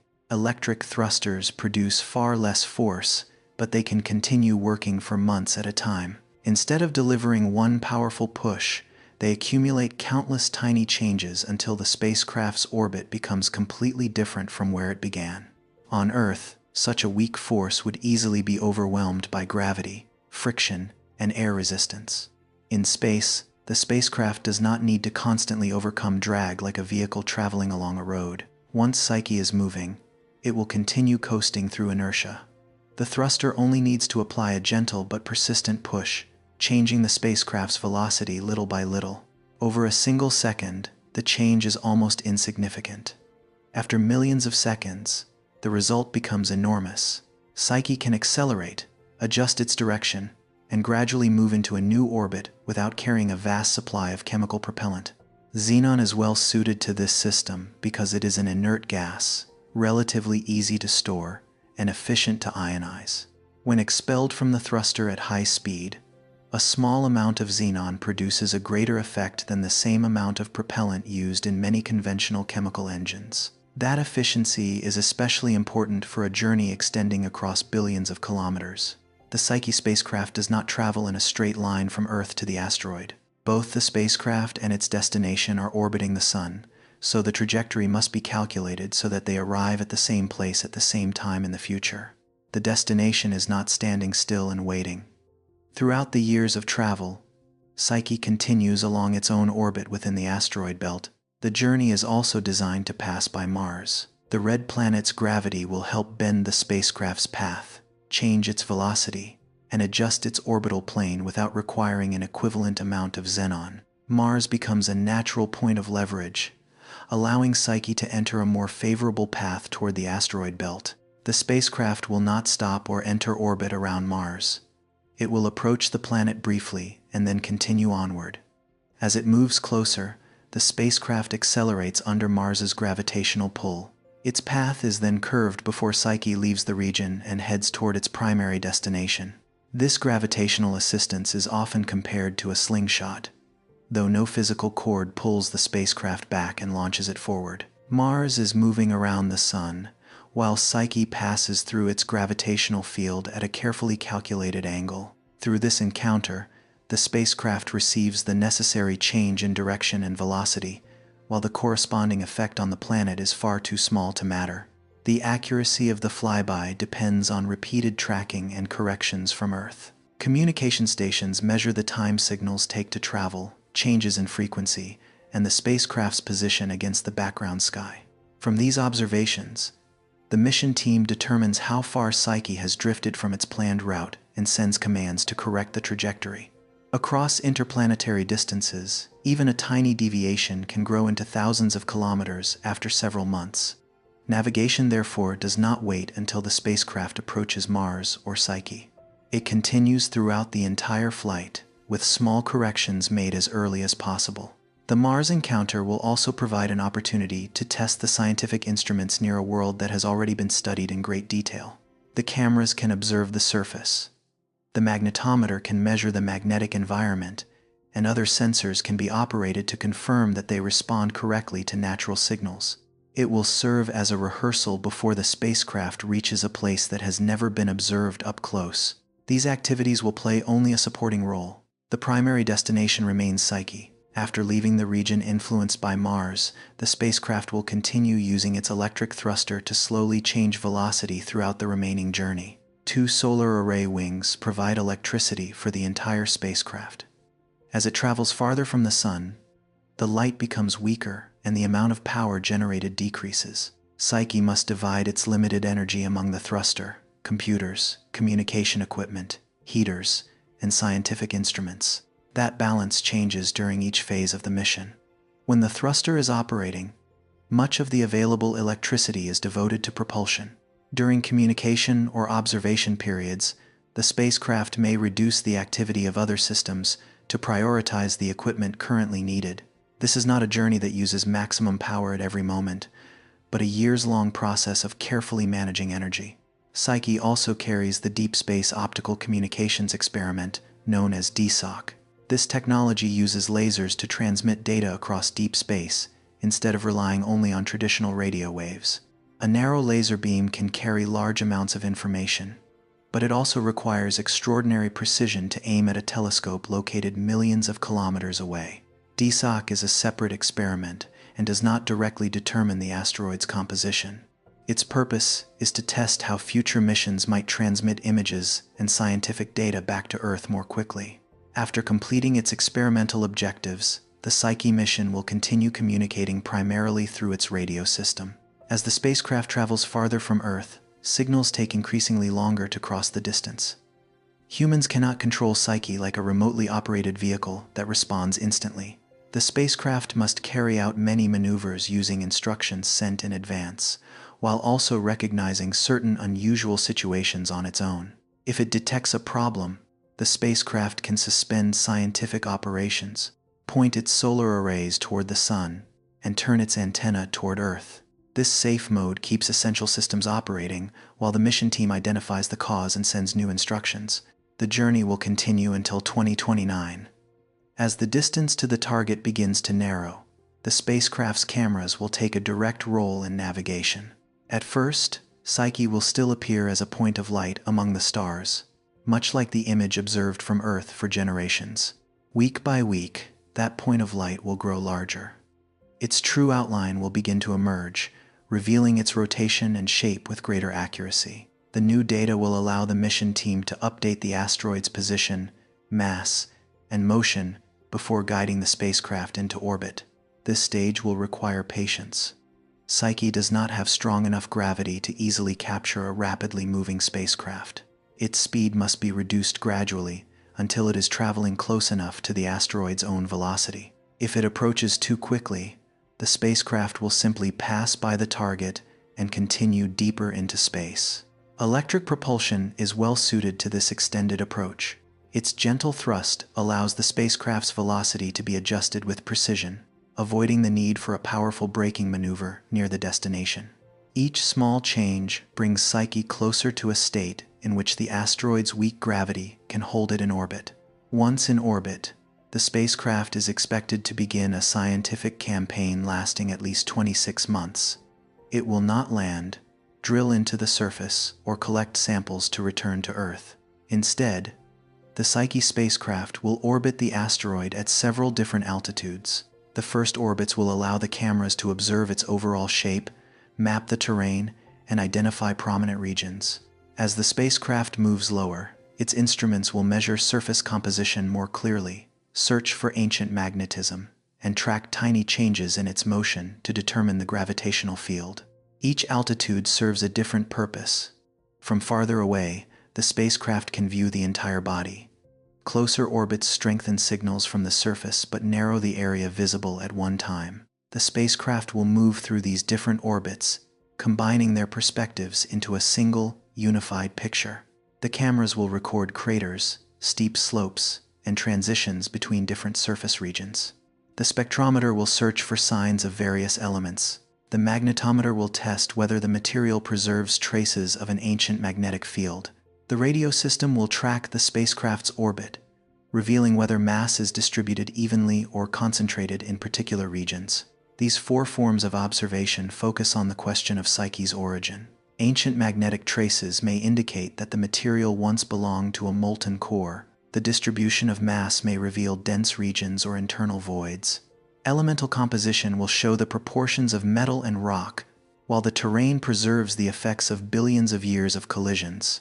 The spacecraft does not need to touch the surface to begin opening this world to investigation. Each orbit will add another layer of information, transforming a distant point of light into a world with its own shape, structure, and history.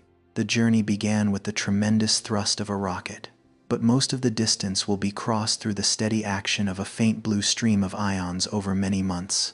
The power lies not in a single explosive moment, but in sustaining a very small force long enough to change an entire orbit. When the spacecraft arrives, it will not search for gold, open a mine, or carry metal back to Earth.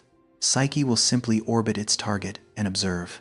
Yet through those measurements, the vague image that has existed for nearly 2 centuries may finally become a mapped world. The spacecraft will neither land nor drill through the outer layer. From several different altitudes, it will use 4 methods of observation to search for evidence of rock, metal, internal voids, and ancient magnetism, gradually testing whether Psyche is truly an exposed core or something far more complex. When the Psyche spacecraft arrives, it will not be able to open this celestial body in the conventional sense.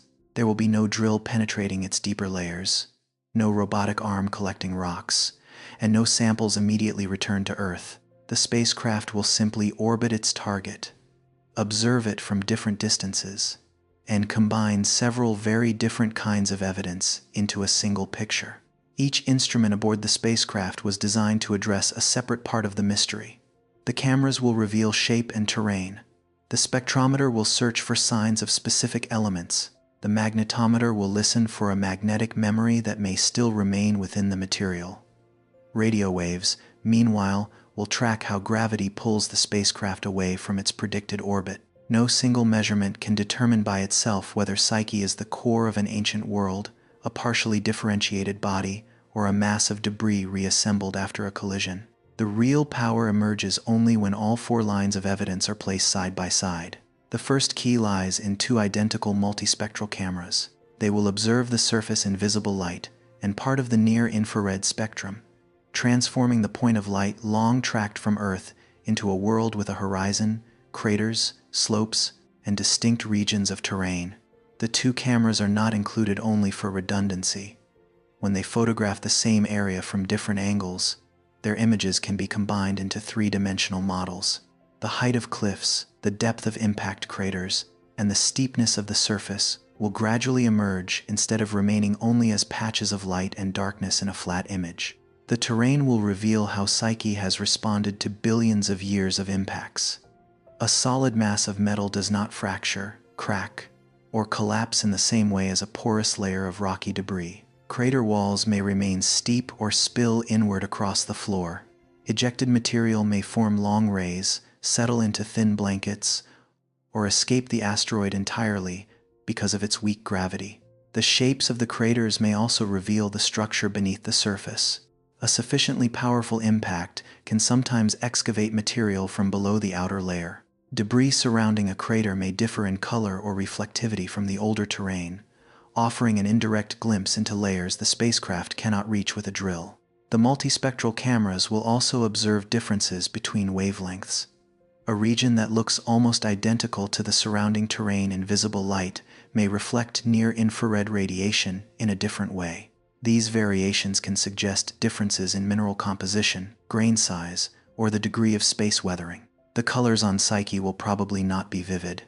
Most of the surface may appear in shades of gray, brown, or extremely subtle red that human eyes would struggle to distinguish. The instruments will measure variations far smaller than ordinary vision can detect, then enhance the contrast so that different regions become clear on a map. These maps will help reveal how metal and rock are distributed. If highly reflective regions are concentrated around deep craters, metal-rich material may lie beneath a rocky covering and become exposed only after impacts. Variations scattered across the entire surface would be more consistent with an internally mixed structure or a body reassembled from many fragments. Even so, images cannot directly determine how much iron or nickel a region contains. A dark surface is not necessarily poor in metal, and a brighter area is not automatically exposed metal. Roughness, grain size, illumination angle, and dust can all change how material appears to a camera. The next door will be opened by the gamma ray and neutron spectrometer. This instrument does not wait for sunlight to reflect from the surface. Instead, it takes advantage of the high-energy particles that constantly travel through space. When cosmic rays strike Psyche's outer layers, they interact with atomic nuclei in the material. These interactions produce gamma rays and neutrons with different energy levels. Some of those signals escape the surface and reach the instrument aboard the spacecraft. Different elements do not produce identical signatures.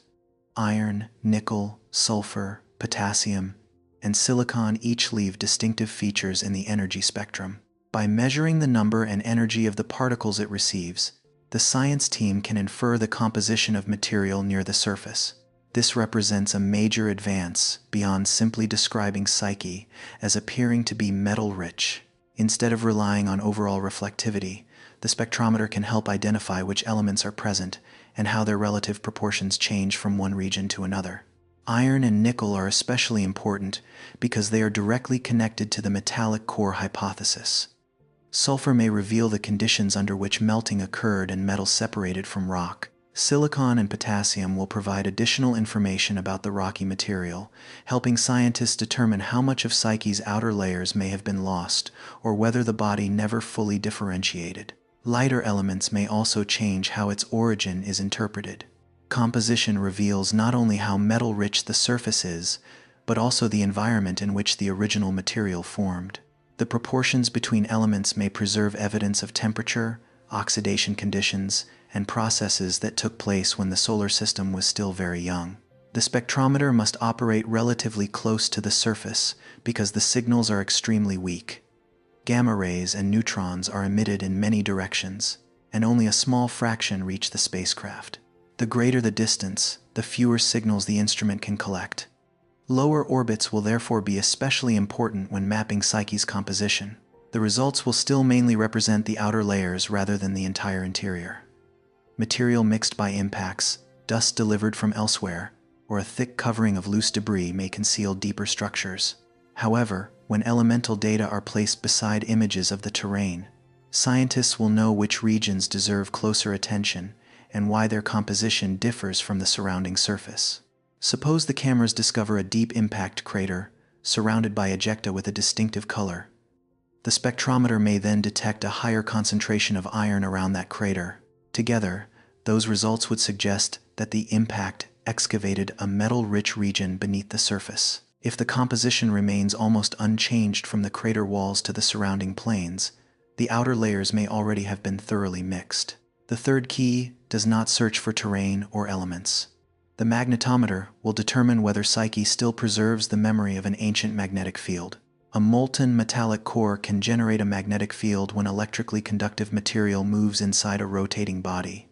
A similar mechanism continues to sustain Earth's magnetic field today.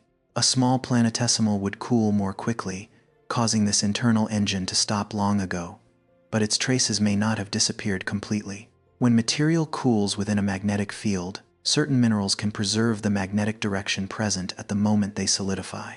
A familiar image would be countless tiny compass needles embedded within the rock. While the material remains hot, they can align with the surrounding magnetic field. Once the structure hardens, that direction becomes locked in place, surviving as a memory of the past. The spacecraft's magnetometer will measure extremely subtle changes in the magnetic environment around Psyche. It is not necessarily searching for a powerful global field like Earth's. The target may instead be isolated regions of material that still retain ancient magnetization, distributed unevenly across the surface. The discovery of a clear magnetic signature would provide strong evidence that the material once belonged to a body with a molten metallic core. This would strengthen the hypothesis that Psyche is connected to the deep interior of a differentiated planetesimal. But a negative result would not be enough to close the case. Powerful impacts may have reheated the material and erased its original magnetic alignment. Fragments carrying opposing magnetic orientations may have been mixed together, weakening the overall signal. Mineral composition also determines how well magnetism can be preserved. So even if an ancient core once existed, it may not have left a signature that the instruments can detect. The magnetometer, therefore, cannot deliver a verdict on its own. Its value increases when its findings are considered alongside composition and terrain.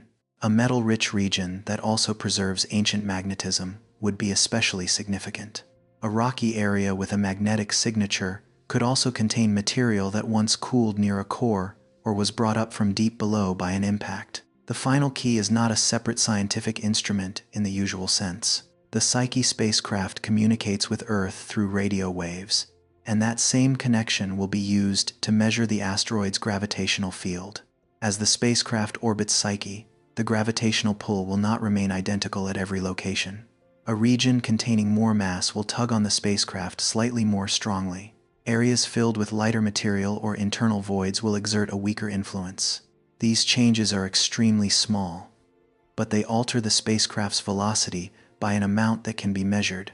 A change in velocity causes the frequency of the radio signal to shift. This is similar to the way the sound of a moving vehicle changes as it approaches and then travels away from a listener. Although here the shift occurs in radio waves and is measured with extraordinary precision. By tracking the signal over many orbits, scientists can create a map of Psyche's gravitational field. This map will not directly reveal the interior, but it will show where mass is concentrated and how evenly it is distributed. A uniform Psyche would produce a gravitational field that generally matches its external shape. By contrast, regions of dense metal, large blocks of rock, or deep internal voids could cause the gravitational pull to differ from what the visible terrain alone would predict. The spacecraft's orbit will become an invisible probe passing through the structure beneath the surface. Combining the gravity map with an accurate three-dimensional shape model will be essential. A raised region naturally contains more material and produces a stronger pull than a depression. Only after the effects of shape have been calculated can the remaining gravitational anomalies suggest changes in density below the surface. A layered structure would leave a different signature from a body assembled from debris. A relatively dense core might concentrate mass in a more recognizable pattern. A celestial body made of many fragments of rock and metal would be more likely to contain complex regional variations in density. Large voids would also produce weaker gravity than the observed size of the asteroid might suggest. The 4 keys, therefore, do not open 4 separate doors.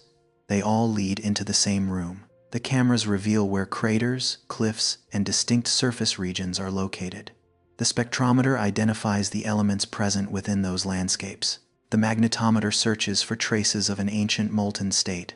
Gravity measurements reveal how the material is arranged below.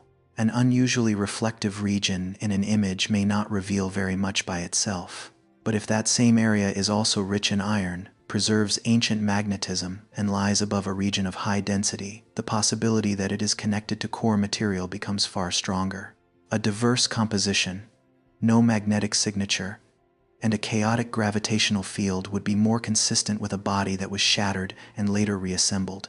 The actual results may not be so clear. Psyche has undergone billions of years of change, so evidence from several different eras may overlap. A relatively recent impact may have excavated ancient material. A younger layer of dust may conceal a region that was once rich in metal. Magnetism may survive in one place while having been erased in another. For this reason, the scientific campaign is not designed around a single orbit. The spacecraft will operate through a series of orbits at different altitudes, each suited to a particular group of measurements.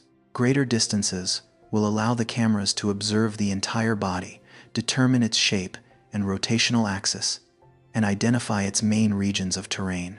From there, the spacecraft can build an overall map before moving closer to areas that remain poorly understood. Lower orbits will strengthen signals from the surface. The spectrometer will collect more gamma rays and neutrons. The magnetometer will pass closer to regions that may preserve magnetic evidence, and gravity measurements will become more sensitive to subtle changes in the distribution of mass. The flight path will not simply descend continuously from beginning to end. Altitude will also depend on scientific goals, lighting conditions, Psyche's rotation, and the safety of the spacecraft. During some phases, it will remain farther away to observe the entire world.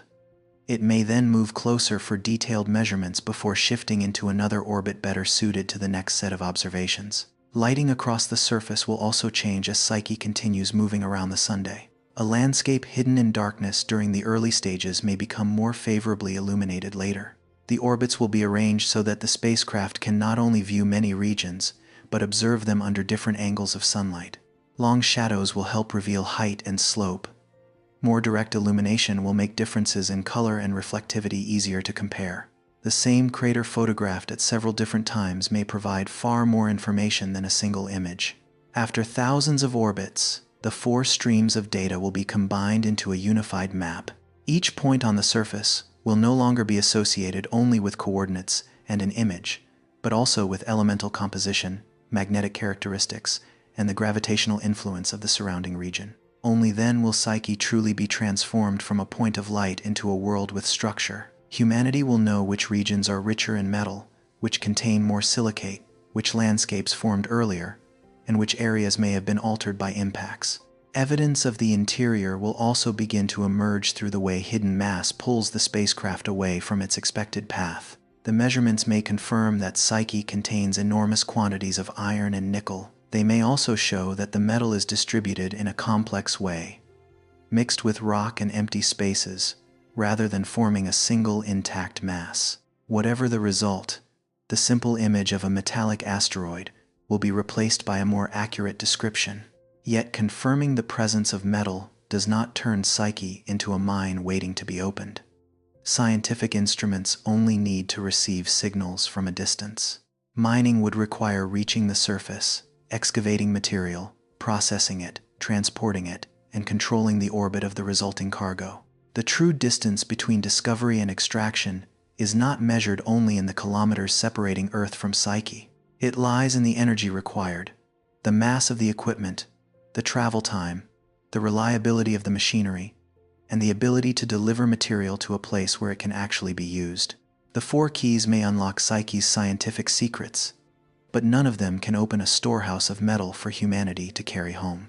Even if every instrument confirms that this world is exceptionally rich in resources, the path from an elemental map to an operating mine will be far longer than the journey the Psyche spacecraft itself must cross. The figure of $10 quintillion makes Psyche easy to imagine as the greatest treasure humanity has ever discovered. It may seem that all we need to do is reach this celestial body, extract its metals, and bring them back to Earth to unlock an almost limitless source of wealth. But metal inside an asteroid does not automatically become a resource. Between discovering material and turning it into a usable product lies an entire chain of operations that has never been carried out on an industrial scale in space. If even one link in that chain costs more than the value it produces, the enormous calculation loses its economic meaning. The first barrier appears before any drill touches the surface. Psyche lies in the outer part of the main asteroid belt, far beyond destinations near Earth or the Moon. Even a spacecraft built specifically for this mission must make a journey lasting nearly 6 years, follow an interplanetary trajectory, and use a gravity assist from Mars before reaching its target. A scientific mission can accept such a long voyage because the spacecraft only needs to arrive, operate in orbit, and transmit data home. A commercial project would have to do much more. Mining machines, power systems, processing equipment, and transportation vehicles would all need to cross the same distance. The finished material would then have to leave Psyche and travel to a place where it could be used. Every kilogram of equipment sent outward increases the launch requirements from Earth. The larger the machinery, the greater the need for propellant, energy, and repair capability. Meanwhile, profit would appear only after the material had been recovered, processed, and delivered to a market. The time between the initial investment and the return of a usable product could span many years, without even accounting for the risk of failure during the journey. For that reason, Psyche is unlikely to become the first commercial target of asteroid mining. Near-Earth objects with more favorable orbits may be reached more quickly and with lower energy requirements. They may not contain as much metal as Psyche, but a modest resource in an accessible location can sometimes be more valuable in practical terms than an immense supply located far away. Mineral deposits on Earth follow the same principle. A mine with a high concentration of ore may still be unprofitable if it lies deep underground, far from transportation routes, or requires too much energy to process. In mining, location and accessibility matter just as much as the amount of material present. Suppose humanity succeeds in delivering machinery to Psyche. The next difficulty begins the moment the equipment touches the surface. Gravity there is far weaker than on Earth. This makes it easier to lift a mass of material, but it also makes many familiar operations unstable. On Earth, the weight of a drill presses it into the rock. The drill bit rotates and moves downward because the ground holds the rest of the machine in place. On a body with weak gravity, the reaction force from drilling could push the entire machine upward. Instead of penetrating the rock, the equipment might lift away from the surface or rotate in the opposite direction from the drill bit. A mining system would therefore need to anchor itself firmly before applying force. It might use hooks, small spikes, gripping legs, or a structure wrapped around the material. Anchoring technology for low-gravity environments has been studied because drilling without a secure point of support could push the entire machine away from the surface. Yet no one knows exactly how Psyche's true surface will respond. One region may be solid rock, while another is covered in dust and loose debris. Metal may occur in large masses, in small grains mixed with silicates, or beneath a layer of porous material. An anchoring system that works well on a metallic wall may fail completely in loose soil. The equipment would also have to control whatever it excavates. Weak gravity causes dust and small fragments to fall slowly. The movement of a drill bit, a stream of gas, or vibrations from machinery could send material drifting away from the worksite. Ore that has not yet been collected might float into the distance, strike other equipment, or form a cloud of debris around the operation.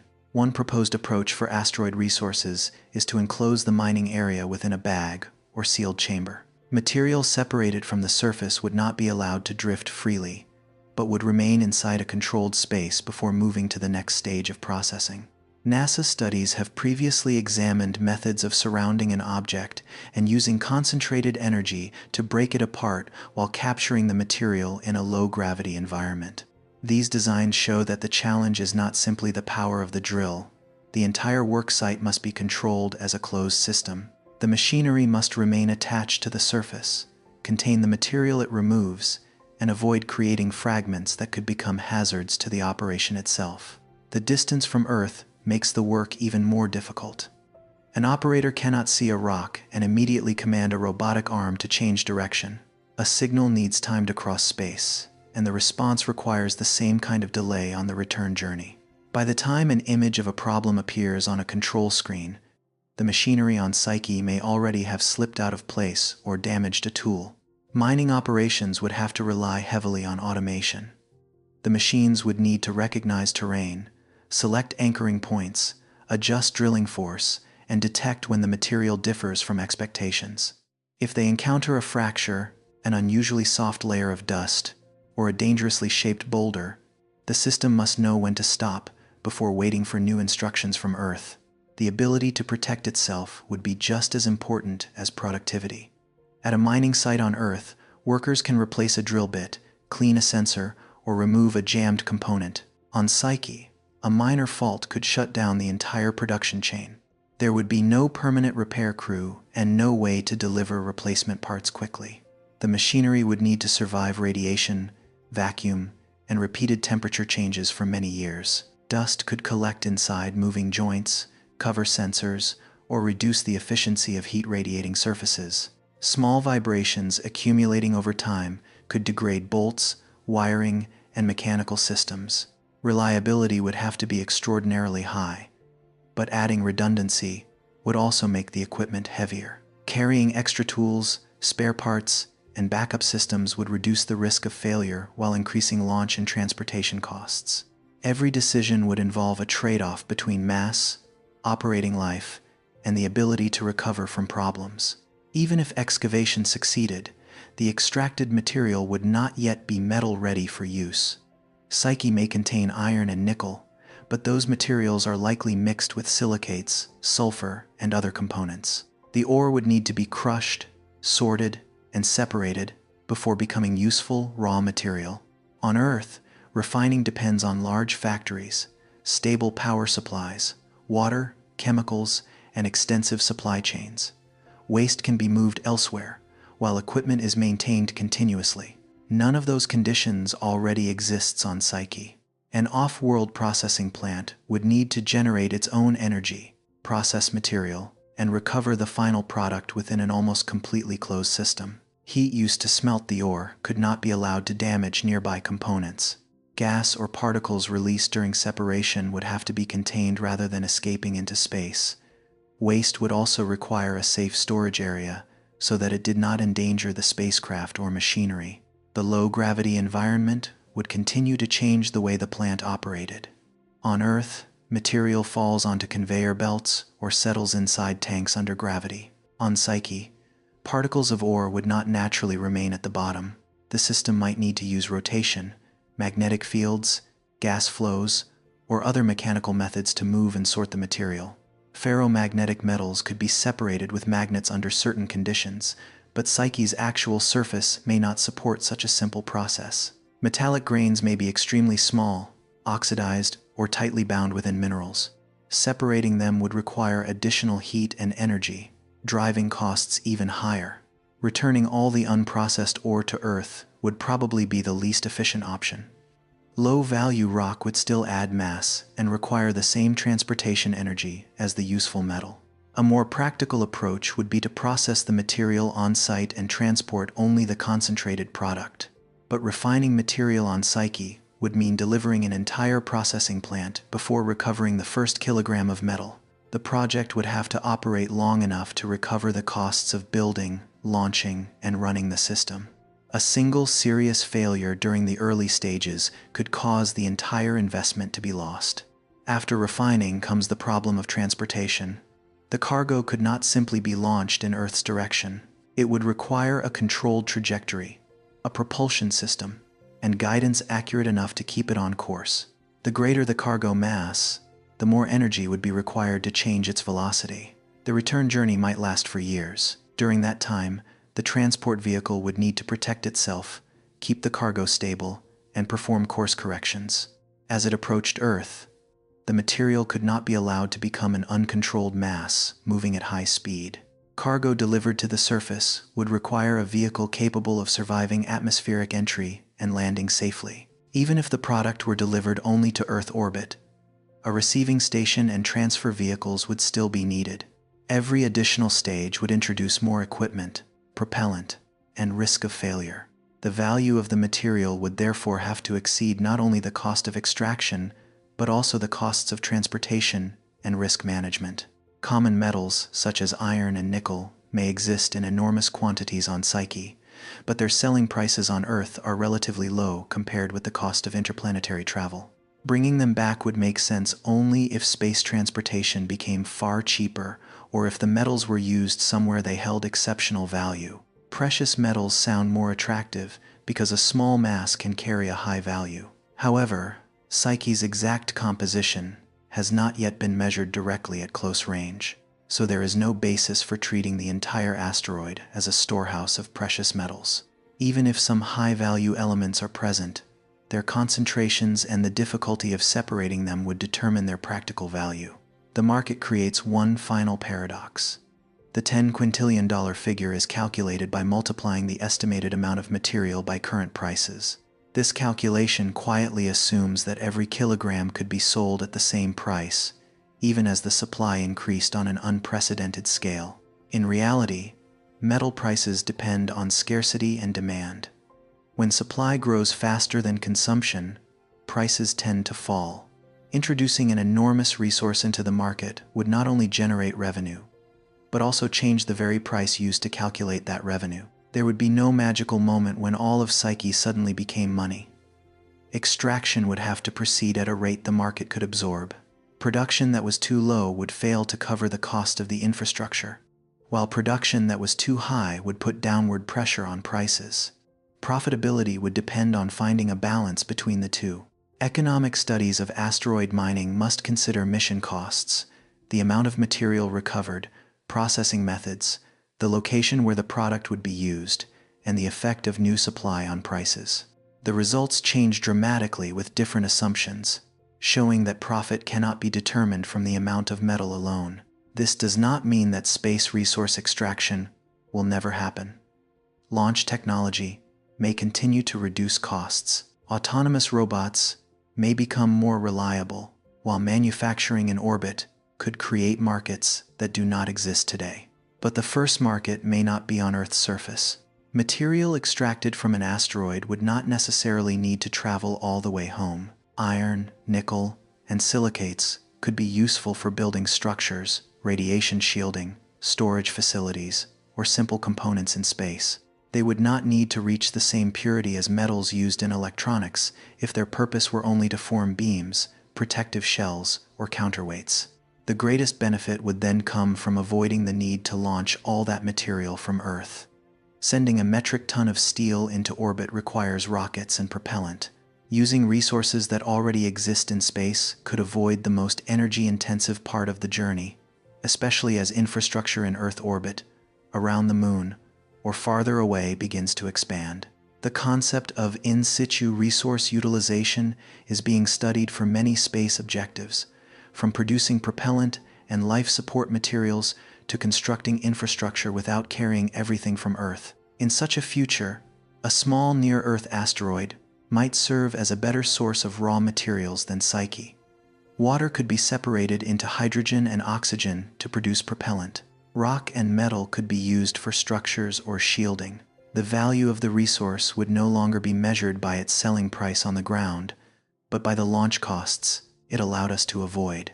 Psyche could still become a source of material in a far more developed space economy. Yet its distance and scale mean that the first steps would most likely take place somewhere closer, easier to reach, and connected by shorter transportation cycles. The $10 quintillion figure therefore says more about the amount of matter than its commercial potential. It suggests that Psyche may contain more metal than any individual mine on Earth, but it does not prove that the material could be extracted profitably. Real value would appear only after 6 barriers had been overcome: reaching the target, keeping machinery secured to the surface, operating autonomously, separating metal from rock, delivering the product to a place where it could be used, and selling it at a price high enough to cover the costs. Ignoring any one of these stages can produce an impressive number that can never be transformed into wealth. This is why the current mission was not sent to prepare Psyche for mining. It is searching for answers to a more fundamental question: what is Psyche made of, and what history left such an unusual amount of metal within this celestial body? humanity may never bring the treasure of Psyche back to Earth. Or perhaps centuries from now, its material will be used in structures beyond our planet that we cannot yet imagine. But Psyche's first value does not need to wait for the arrival of mining machines.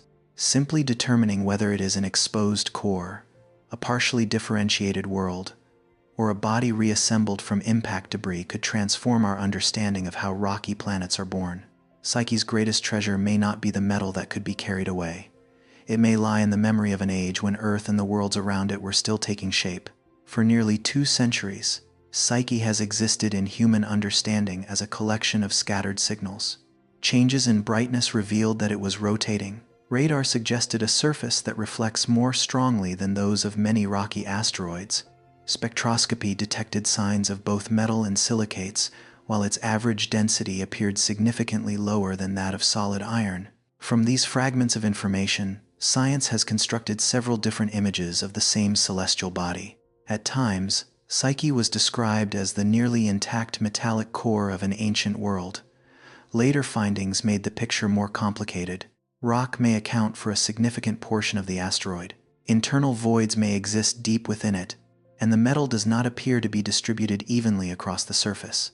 Psyche remains extraordinary, but its unusual nature no longer lies in the simple image of a gigantic iron sphere. When the spacecraft begins orbiting Psyche, science will receive more than a collection of beautiful images. For the first time, the object's true shape, terrain, composition, and internal structure will all be measured in the same place. Hypotheses built from hundreds of millions of kilometers away will have to confront a real world with craters, slopes, distinct regions of material, and a gravitational field of its own. One of the most anticipated findings is evidence of ancient magnetism. Psyche is not expected to possess a strong, active, magnetic field like Earth's. Its small size means that the interior probably cooled long ago. Yet material on the surface may still preserve some of the magnetism formed in the distant past, when molten metal was moving inside its parent body. The discovery of a clear magnetic signature would greatly strengthen the hypothesis connecting Psyche to a planetary core. It would show that at least some of Psyche's material once existed within a magnetic environment, possibly generated by a moving layer of liquid metal. As the material cooled and solidified, the magnetic direction present at that moment may have become preserved, like a memory held deep within its mineral structure. Such a result would do more than answer whether Psyche was once part of a core. It would also offer an opportunity to study how magnetic fields emerge inside small worlds. Earth has maintained its magnetic field for more than 4 billion years through the continuous motion of its molten outer core. Smaller planetesimals cool much more quickly, so their magnetic engines may have operated for only a brief period. Psyche may preserve the final stages of that process. The strength and distribution of its magnetic signatures could reveal whether a field once surrounded the entire body or existed only within a particular region. Areas with different magnetic orientations may represent fragments that cooled at separate times before impacts rotated them and placed them beside one another. This information would help science trace the life cycle of a planetary magnetic field from its beginning to its disappearance.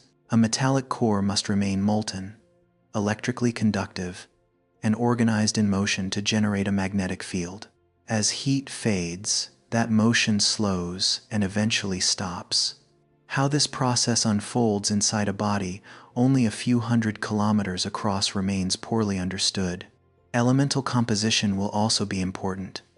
Planetary cores are not made only of pure iron and nickel. Lighter elements can dissolve into the metal, changing its melting temperature, density, and pattern of movement. Psyche may preserve evidence of sulfur or other components that once existed within the core of a small world.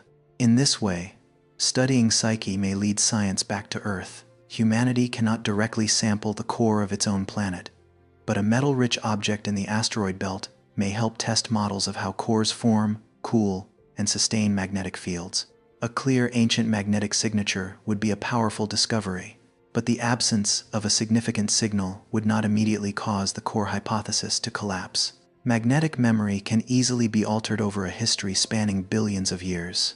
Impacts may have heated the material beyond the point at which its earlier magnetic orientation was erased. a mass of metal that once preserved a strong signal may have shattered into many pieces, which later rotated in different directions. If those fragments came back together, their magnetic fields could cancel one another on a larger scale. Radiation, thermal changes, and repeated restructuring of the surface may also have weakened the signal. Mineral composition determines how well magnetism can be preserved, so material that once existed near a core may not contain the right particles to retain that evidence until the present day.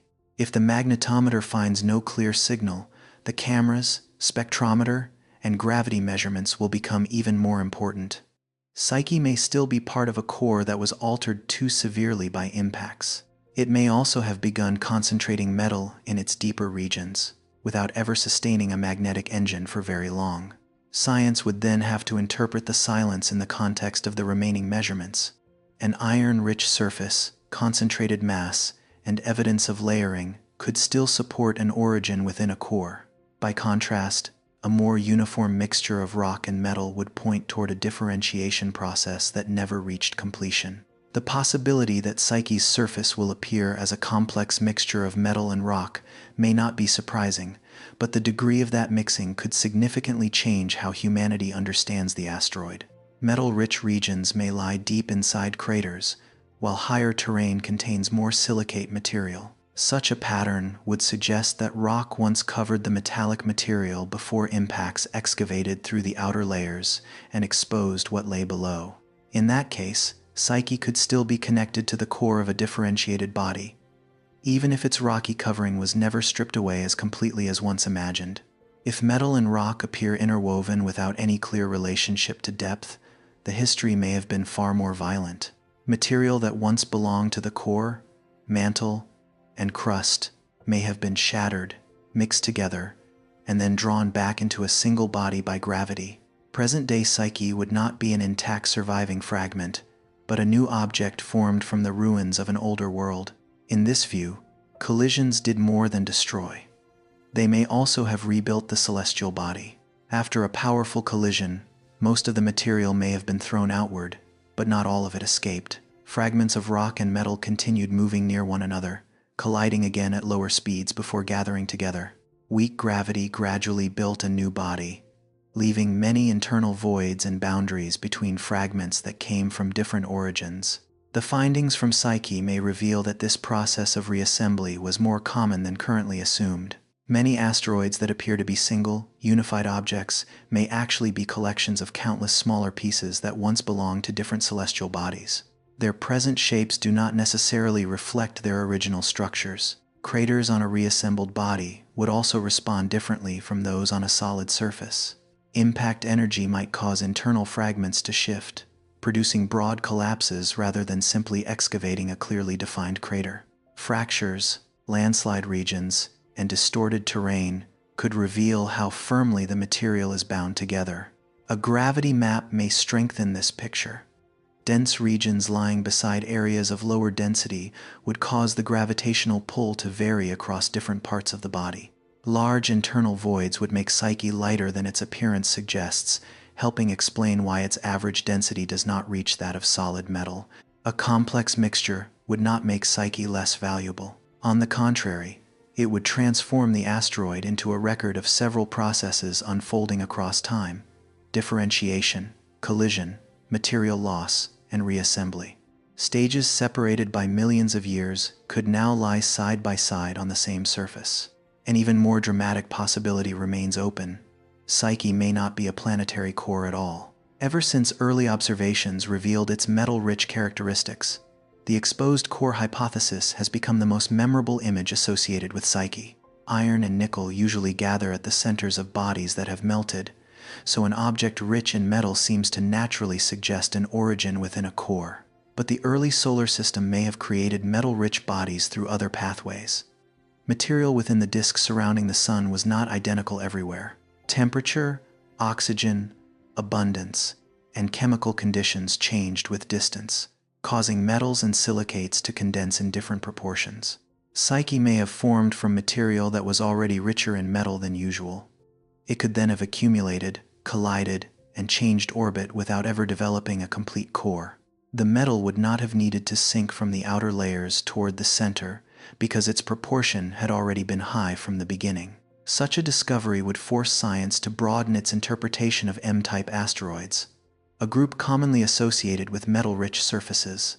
Not every object with a strong radar signature must be an exposed core. Some may represent distinct formation environments that disappeared long ago. Concluding that Psyche is not a core would therefore not represent a failure of the mission. It would show that the solar system possessed more pathways for creating metal-rich bodies than simple models currently allow. What once appeared to be an exception might instead become evidence of an entire group of celestial objects that has been misunderstood. The question of where Psyche formed would then become especially important. Its present orbit may not match its birthplace. The giant planets once migrated, altering the paths of many smaller bodies. Psyche may have formed closer to the Sun before being pushed outward into the main belt, or farther away before eventually reaching its current location. Its elemental composition will offer clues to that ancient environment. The proportions of metal, silicates, and volatile substances may reflect the temperature at which the original material condensed. Psyche would then reveal not only its own history, but also help reconstruct a chemical map of the protoplanetary disk. The first close-up images may also bring surprises unrelated to the question of whether Psyche was once a core. Its true surface could differ significantly from models based on light curves and radar observations. Depressions currently interpreted as craters may have far more complicated shapes. Some regions thought to be flat may prove to be steep cliffs, collapsed slopes, or broad basins. Areas with strong radar reflections may not appear especially bright to the cameras, while differences in surface color may be almost impossible for human eyes to notice. The metal on Psyche does not need to resemble polished steel. After billions of years of small impacts, radiation, and temperature changes, the surface may be dark, porous, and covered by a thick layer of dust. Iron-rich material may sometimes be recognizable only through elemental measurements, rather than its appearance. If the cameras reveal structures that were never predicted, scientists may also need to reconsider how remote observations of many other asteroids are interpreted. Strong radar reflections may be influenced more heavily by roughness than previously thought. Weak spectral signatures may not necessarily mean that metal is absent. Thermal inertia may describe a loose outer covering rather than the composition of the deeper interior. Psyche will become a reference point. Once real images, elemental maps, and gravitational measurements are available, scientists can return to the earlier signals and determine which features were interpreted correctly and which were oversimplified. That knowledge can then be applied to thousands of bodies that may never receive missions of their own. The value of the journey therefore extends far beyond a single destination. Psyche may help answer broader questions about the entire process of planetary formation. The first question concerns the timing of differentiation. How soon after the birth of the solar system did planetesimals begin forming cores? A distinct core accompanied by ancient magnetic evidence would show that small bodies could melt and reorganize their interiors very quickly. Heat from short-lived radioactive isotopes may have been powerful enough to transform a young mass of rock into a layered world during the earliest stages of its existence. By contrast, a mixed structure and evidence of incomplete differentiation would show how easily the process could be interrupted. A body may have cooled before its core finished forming, or collisions may have occurred so early that the material was disturbed before it could fully separate. The difference between these possibilities affects how science tells the story of Earth. Our planet was assembled from countless smaller bodies. The composition and internal condition of those objects determined how much metal, heat, and volatile material they delivered to the young Earth. The next question concerns the power of collisions. To what extent did impacts in the early solar system destroy small worlds, and how did they rebuild new ones? Psyche may reveal that its outer layers were gradually stripped away through repeated glancing collisions, that its core shattered and later reassembled, or that materials from many depths were blended into a new structure. These findings would help scientists model the histories of the larger planets as well. Earth, the Moon, Mars, and Mercury all preserve evidence of enormous impacts. Yet geological activity has erased much of their earliest record. Psyche is smaller, cooled earlier, and may have preserved the consequences of that chaotic era far more clearly. A third question concerns how common metal-rich worlds may be. Psyche is currently regarded as one of the most unusual objects in the asteroid belt, but some of that uniqueness may come from the limits of observation. Smaller, darker, or more distant metal-rich bodies are extremely difficult to identify accurately from Earth. Once Psyche's true characteristics are compared with earlier spectral and radar signals, scientists may recognize many other candidates. The solar system may contain more core remnants than expected, or even an entire population of metal-rich bodies that formed without ever undergoing complete differentiation. Either result would change how small celestial bodies are classified. The term metallic asteroid could no longer remain a simple label based on reflectivity. It would need to include composition, internal structure, thermal history, and the extent to which the body was reassembled after collisions. The mission may also reveal a history that lies somewhere between several possibilities. Psyche may have partially differentiated, forming large metallic regions before being shattered by impacts. The surviving fragments may then have gathered into the present body, carrying rock, metal, internal voids, and magnetic signatures preserved only in isolated areas. Its final origin may not fit neatly within any single description. That may be the most natural outcome for a world more than 4 billion years old. Psyche does not need to have experienced only one event. It may have heated up, separated into layers, cooled, suffered collisions, melted again in places, and then reassembled. Each stage left evidence behind, while later events covered parts of the history that came before. The work of science is not to choose the most compelling story and then find ways to preserve it. Its task is to compare every measurement, eliminate possibilities that no longer fit, and accept a complex origin when the evidence demands one. By the time the spacecraft completes its scientific campaign, Psyche may still retain many mysteries. No samples will have been returned to Earth, and the instruments will measure only the surface layers and the indirect effects of the interior. Some details will continue to depend on models. Even so, the level of uncertainty will be transformed.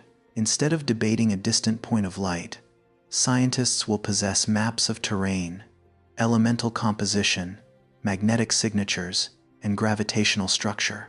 New questions will be built upon a far more concrete foundation.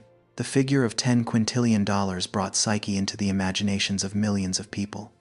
It created the image of an enormous vault drifting through space, containing more metal than any treasure on Earth. But when the spacecraft finally begins orbiting that world, money may become the least important part of the story. What matters more is the opportunity to see into the interior of a world that has disappeared, to follow the formation and cooling of a metallic core, to recognize that collisions can both destroy and rebuild, and to discover that the early solar system may have been far more diverse than its present calm appearance suggests. Psyche may confirm a long-standing hypothesis or cause it to collapse. Both outcomes would be valuable, because science is not searching for proof that it was right. What matters is reaching a picture that lies closer to the truth. The figure of $10 quintillion brought us to the doorway of Psyche, but what lies beyond that doorway may not be a storehouse of metal waiting for the future. It may be a surviving memory from the time when the rocky planets were only beginning to form. At the beginning of this journey, Psyche appeared as an enormous vault drifting through the darkness between Mars and Jupiter. No one had ever clearly seen its surface, yet the figure of $10 quintillion was enough to transform a faint point of light into the most famous treasure beyond Earth. The most immediate questions were how much iron and nickel might lie within it, and whether any of that metal could someday be brought home. After exploring the history of its discovery, the measurements made from afar, the hypotheses surrounding its origin, and the spacecraft's long journey, that vault has taken on a different meaning. Psyche is no longer simply a mass of material waiting to be assigned a price. It is more like an archive sealed for over 4 billion years, preserving a story from a time when the solar system had not yet settled into the form we know today. Earth was not yet complete. The planets were still growing, while countless planetesimals collided within the disk of dust surrounding the Sunday. Many small worlds heated up, melted, separated into layers, and disappeared before they ever had the chance to become planets. Most traces of that violent age were eventually buried, destroyed, or blended into larger bodies. Psyche may be one of the rare remnants that still preserves part of that history. The material from which it formed may once have become hot enough for iron and nickel to begin separating from rock and sinking into the deeper regions of an ancient world. Cooling and collisions later transformed the original structure, leaving behind a metal-rich body far more complex than the image of a single solid iron sphere.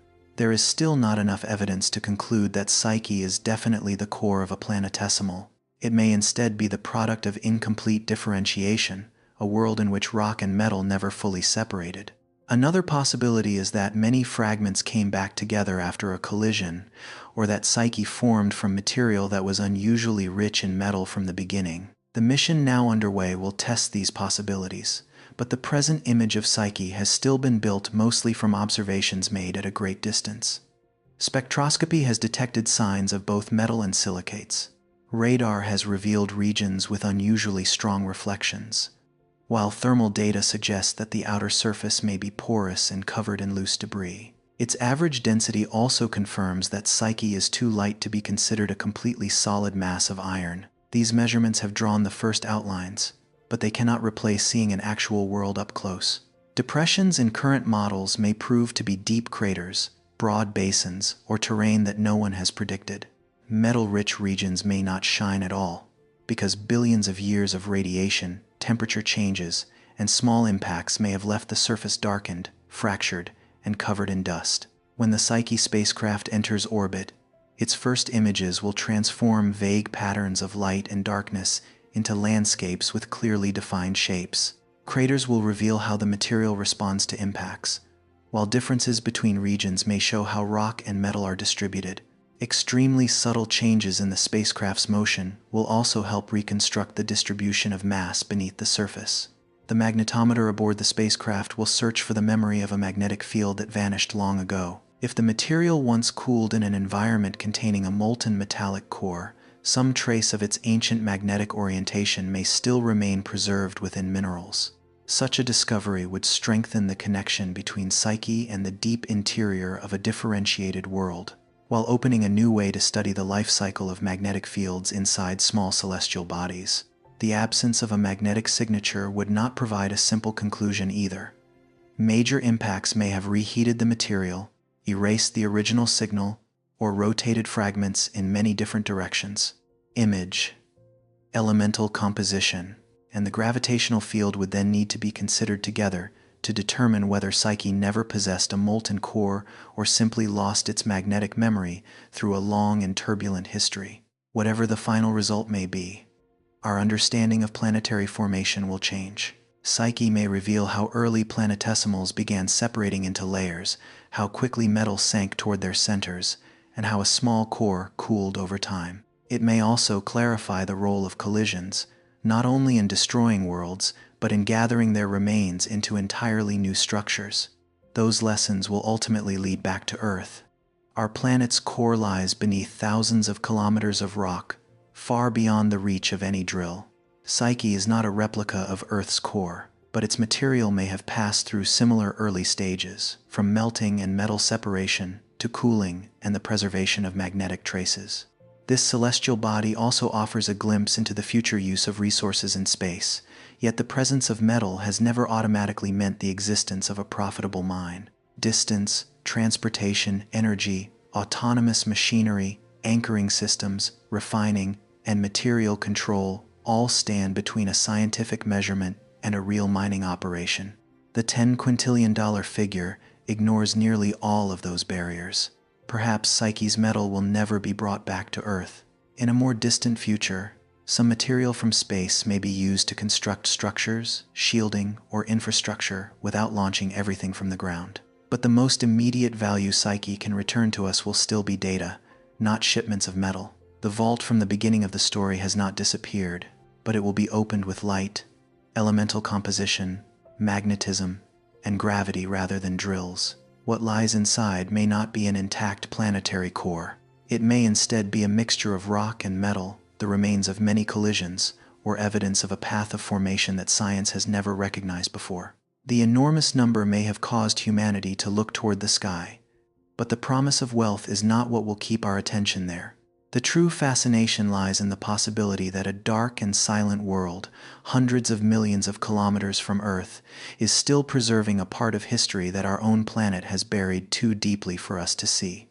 When the Psyche spacecraft finally circles that distant body, the most valuable discovery may not appear in the form of metal. It may be found in the traces revealing how the first worlds were born, melted, separated into layers, shattered, and continued changing before they eventually created the solar system we see today.